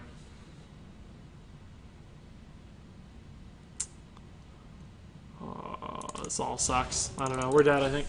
Dream is dead. Yeah, man. That was crazy. Absolutely insane. Maybe we shouldn't have traded into that second Arcade Giant for the Getaway Kodo. Oh, that's... No, dude, come on.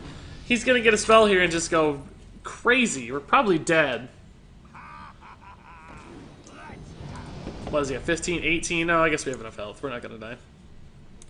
He didn't Hero Power though, which is actually fairly convenient. I don't think we can race, but we can actually kill the Questing Adventurer if we want now. No, we can't either, because this is too much mana.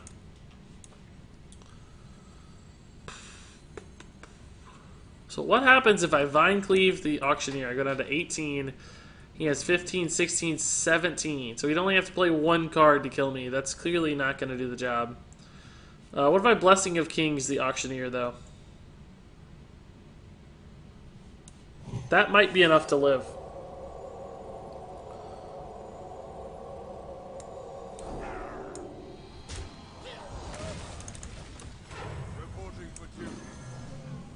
Don't think this is a path to victory, to be honest with you, but it's the only chance that we have.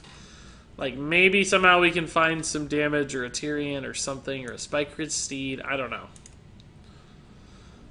We're probably still just dead. God, are you serious, dude? Come on, dude. This guy had the craziest perfect curve through those last turns where he hit like everything with the where he fully cleared my Spike Ridge. That was a nutty turn. I don't think this helps at all, but just for giggles. We're just dead.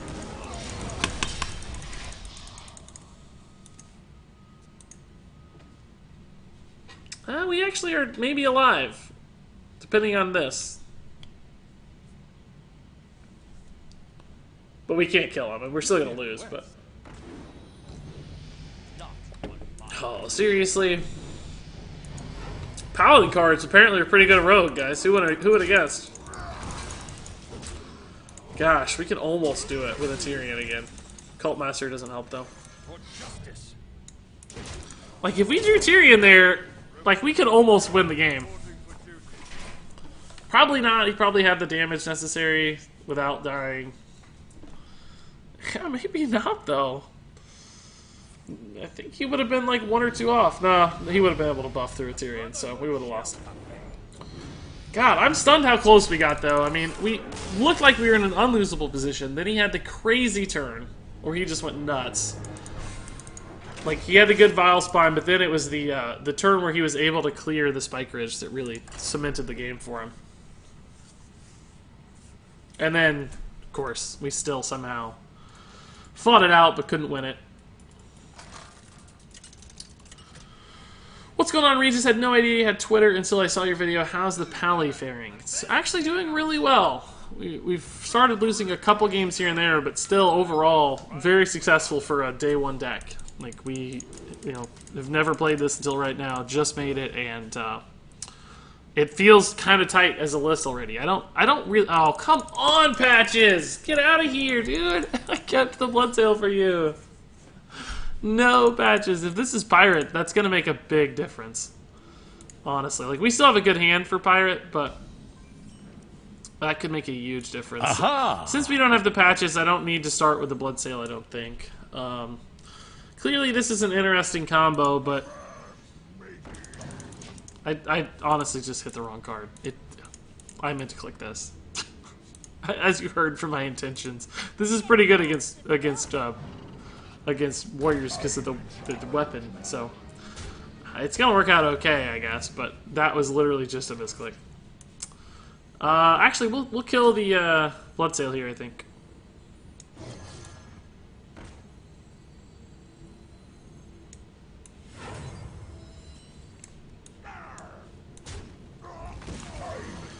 Literally just a misclick, guys. Spike Ridge is pretty good against Pirates. We have a decent board, so I do still wish we had the... Ooh, that's gross. Don't have a good answer for it, though. I think we're just gonna...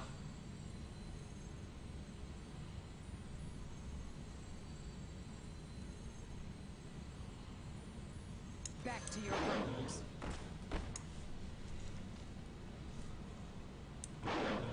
I know that this gives him the trade, right? But it doesn't really, because this is a 4-attack minion. I mean, if he has, like, the Zoss First Mate and he can kill the Direwolf and then trade, that's very, very good. Or upgrade. I kind of just had to hope... Oh, boy.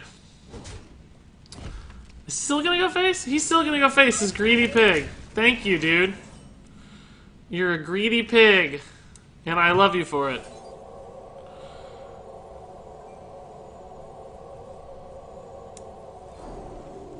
So this goes down to 2, this goes up to 5, but theoretically his weapon can't clear this.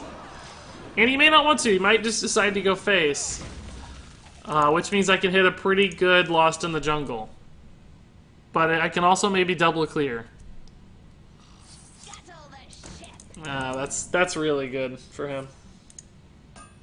That's even better. It doesn't really matter in my scenario, but... So now this is obviously an issue. Consecration is absolutely useless. We can at least play a lot of guys.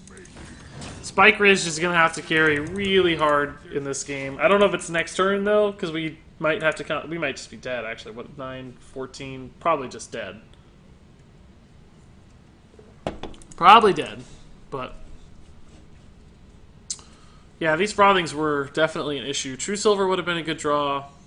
It's our only heal in the deck, too. What now?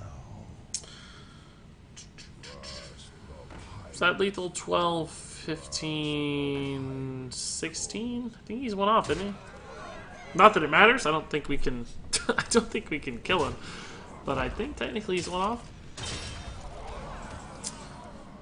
off. Spike Ridge does not really help me, right? It might keep me alive.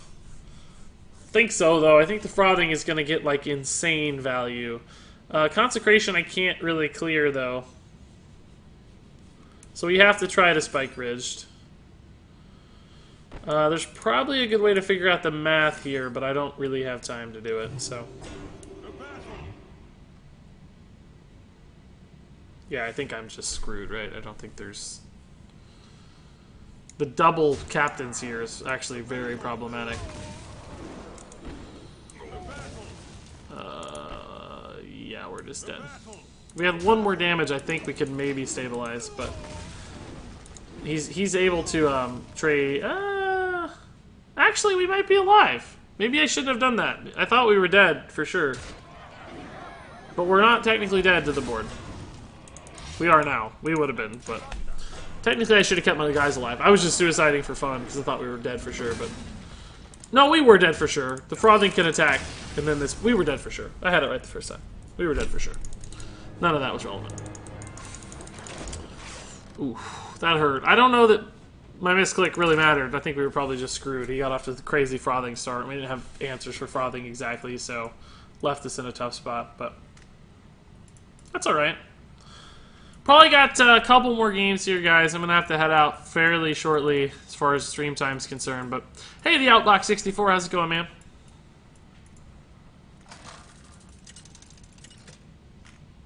Hey, Amused Parrot. Rank 5 Dream is dead. No, we'll get rank 5 for sure eventually, but not today. It seems not today. All junk, that's good. I'm sure we'll get patches again. It's not a bad hand for Hunter, I think. I think we can work with this. Blood Sale to keep the alley cats in check. Loot Hoarder is just an early minion to play, at least. Card draw cycle. We're going to have to dodge good Unleash the Hounds here, probably. My first time watching a stream on Twitch, says Mr. Galio. That's awesome. Welcome. Hope you have fun. We'll kill the cute cat to piss him off. Who knows if that matters, but you never know. Might.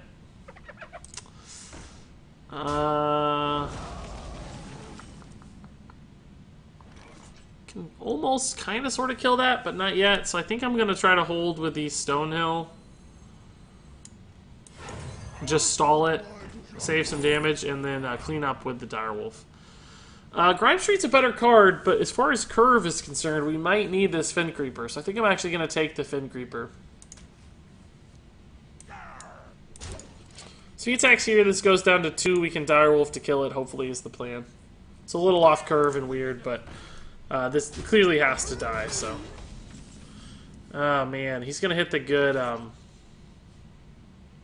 looks like he's going to hit a really good Houndmaster, but we do have the Consecration to clean up at least.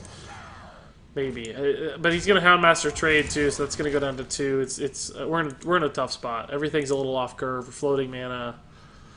Houndmaster's insane. He had basically the dream curve. I don't know how to win this. I think we have to just try to kill this and then hit a Consecration after the fact. He probably trades here, goes face. Maybe I can... I don't know. Fin Creeper on 5 is probably okay. That's not that scary, honestly, because we can deal with it, but...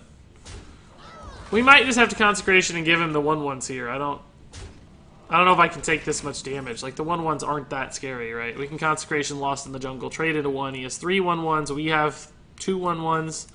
I think this actually is pretty good. Like, of course, I'd rather that die first, but... At the end of the day, we have a lot more cards, we have a Tyrion, we have a Spike Ridge Steed, and his board is not that intimidating. We even have the Blood Sail to answer the weapon charge. Like, we can Blood Sail Fin Creeper next turn, probably pretty good. Second Houndmaster, man, he's hitting some good on-curve plays. I'd actually love another Consecration. That'd be great. Hit that second Consecration, dude! You got this, cards. Him trading does indeed make the Consecration far worse, though, so we'll probably just do this. He's not going to use that weapon at all? That feels weird. I mean, it doesn't matter. I'm going to kill a charge regardless, so... It's still weird, though. I really need a minion to stick for this Spike Ridge to get value, so... hopefully he leaves a minion. I doubt he will. He's playing pretty smart around it so far. We can Vine Cleaver if we need to into Tyrion, but... That's pretty good. You know, it's damage you can't use on my face, but he's preserving minions, so he still gets a lot of value. If he doesn't trade, though... Oh, that's a weird trade. Spike Ridge is still fairly good here.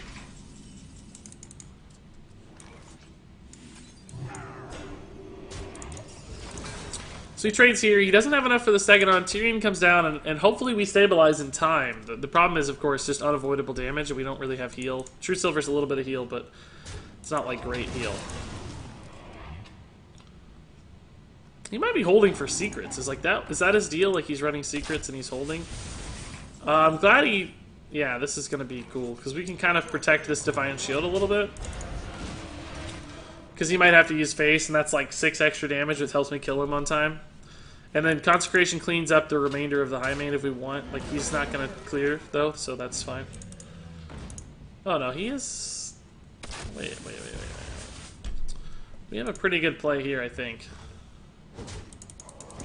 But weapons are bad when Tyrion's about to die. I think we'll actually just trade in here and play like Stonehill Loot Hoarder.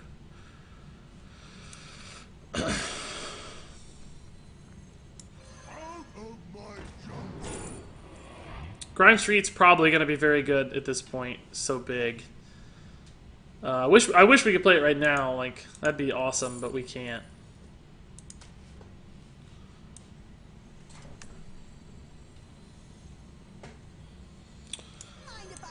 I can't decide if I want a True Silver here. Like, Tyrion's pretty obviously gonna die. So, like, the True Silver's most likely gonna get wasted. But,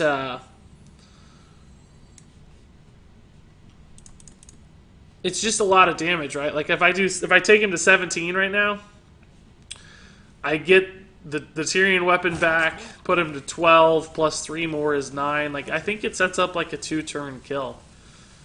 I know I'm losing 2 heal, technically 2, but we've already seen 1 kill command, and I don't expect him to get through these taunts anytime soon, so I think we can even Divine Shield this Stonehill, for instance, like to give it super taunt kind of thing, and we have the 6/6 itself, like... So in other words, the High Main's just never going to get to really attack by the time we just kill him. The High Main will get to kill the 6/6, but...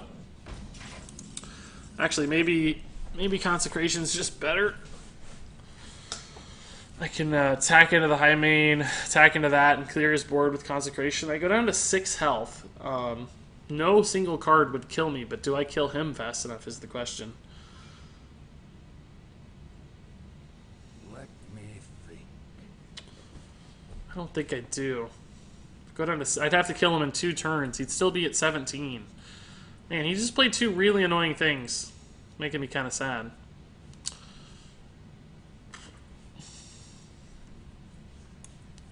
I think I just go for the kill plan, right? Like, maybe we kill one of these, and then, like, knife juggle. This is still pretty annoying for him to get through, and we find lethal in 2 turns. Hey, give me that. Let's kill this and see what we get. Lost in the Jungle is intriguing. This could work out fairly favorably. Reporting for duty. Reporting for duty. Nah, didn't really help. I think we just go for this, right? Yeah, the juggles were pretty much wasted. We have 7 plus 2 is 9. He can't get through the Stonehill as far as we can see, though, so that's good. I think we'll just be able to kill him.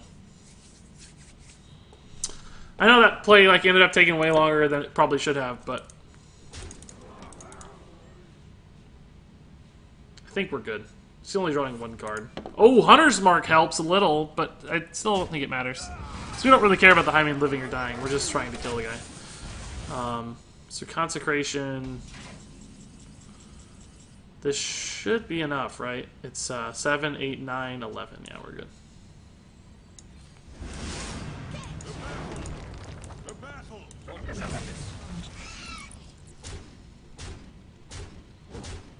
Yay! Woot.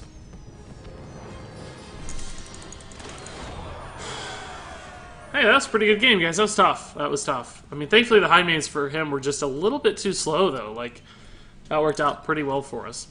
So, guys, I think that's going to wrap it up for me. We played just 1 deck today, which is crazy. This is like my longest experiment ever, but we were just rolling. Like, that was great. So, here's that deck list. Take a screenshot if you need it. It worked out really well, guys. We won a lot of games. Let's see if I can find the actual stats here for the entire experience. We went 10-6, apparently. Although, man, it sure seems like we didn't lose that much. That's a 62% win rate. Although, that sounds wrong. I don't know. For some reason, that doesn't sound right. I guess we lost quite a few in a row there recently. That's what it was. We actually lost 4 out of the last 5. It didn't feel like it because we started so hot. A couple of those were wonky, though. So, still, I mean, solid win rate for a day 1 deck. clearly has a ton of potential, and I think with some changes, maybe this could be a very, very strong deck. I don't know what those changes are. Nothing felt particularly bad. Maybe Blessing of Kings wasn't that helpful. Maybe you could cut one Vine Cleaver. It felt like we had too many weapons sometimes. So maybe if you cut like a Vine Cleaver and a Kings and made some replacements here and there. Maybe a couple more early game cards for aggression. Maybe a 5-drop. That could be pretty strong. And this could be a pretty crazy deck. But still, surprisingly well for what is cards that aren't typically considered great. Like, we haven't seen Stand Against Darkness be very successful in Standard. Stegadon hasn't been successful in Standard. I mean, good wild cards, I guess, based on the wild token Paladin list, but a lot to work with here. Pretty fun deck. So, guys, like I said, I'm done for the day. It's been a ton of viewers today, a lot of great chats. Appreciate everybody's time. Cameron Ballinger with a good quote here. We'll kill the cute cat to piss him off. Regis 2017. Yeah, that's the highlight of the stream probably at this point. But guys, I'll be back streaming again tomorrow. You can check out my schedule. It's in a link below my face. Just look below there and it says something like view my stream schedule. If you click that, it'll tell you my stream schedule times. Tomorrow night at 7 p.m. I'll be playing again, and then a few days off for the weekend and kicking back off next week. I'm really always surprised how many people view in the mornings, so I think I'm going to end up adding another morning stream to my schedule. I haven't figured out what day that'll be yet. If you guys have suggestions for what days are good for you, just let me know. But frankly, these streams get like twice as many viewers as the nighttime streams because I think there's just so many Europeans out there supporting me, which is great. And I'd like to reward you guys for that. So I'll have to figure that out. I'll let you guys know. I'll, of course, update you on Twitter and so on and so forth. But keep your eyes peeled on YouTube, too, for new videos. I don't have a video planned yet for today, but I'll figure something out and get it up. So all that said, guys, great stream. Appreciate everyone's love and support. Thank you for giving the beard its due shout-outs, as always. And thank you so much for watching.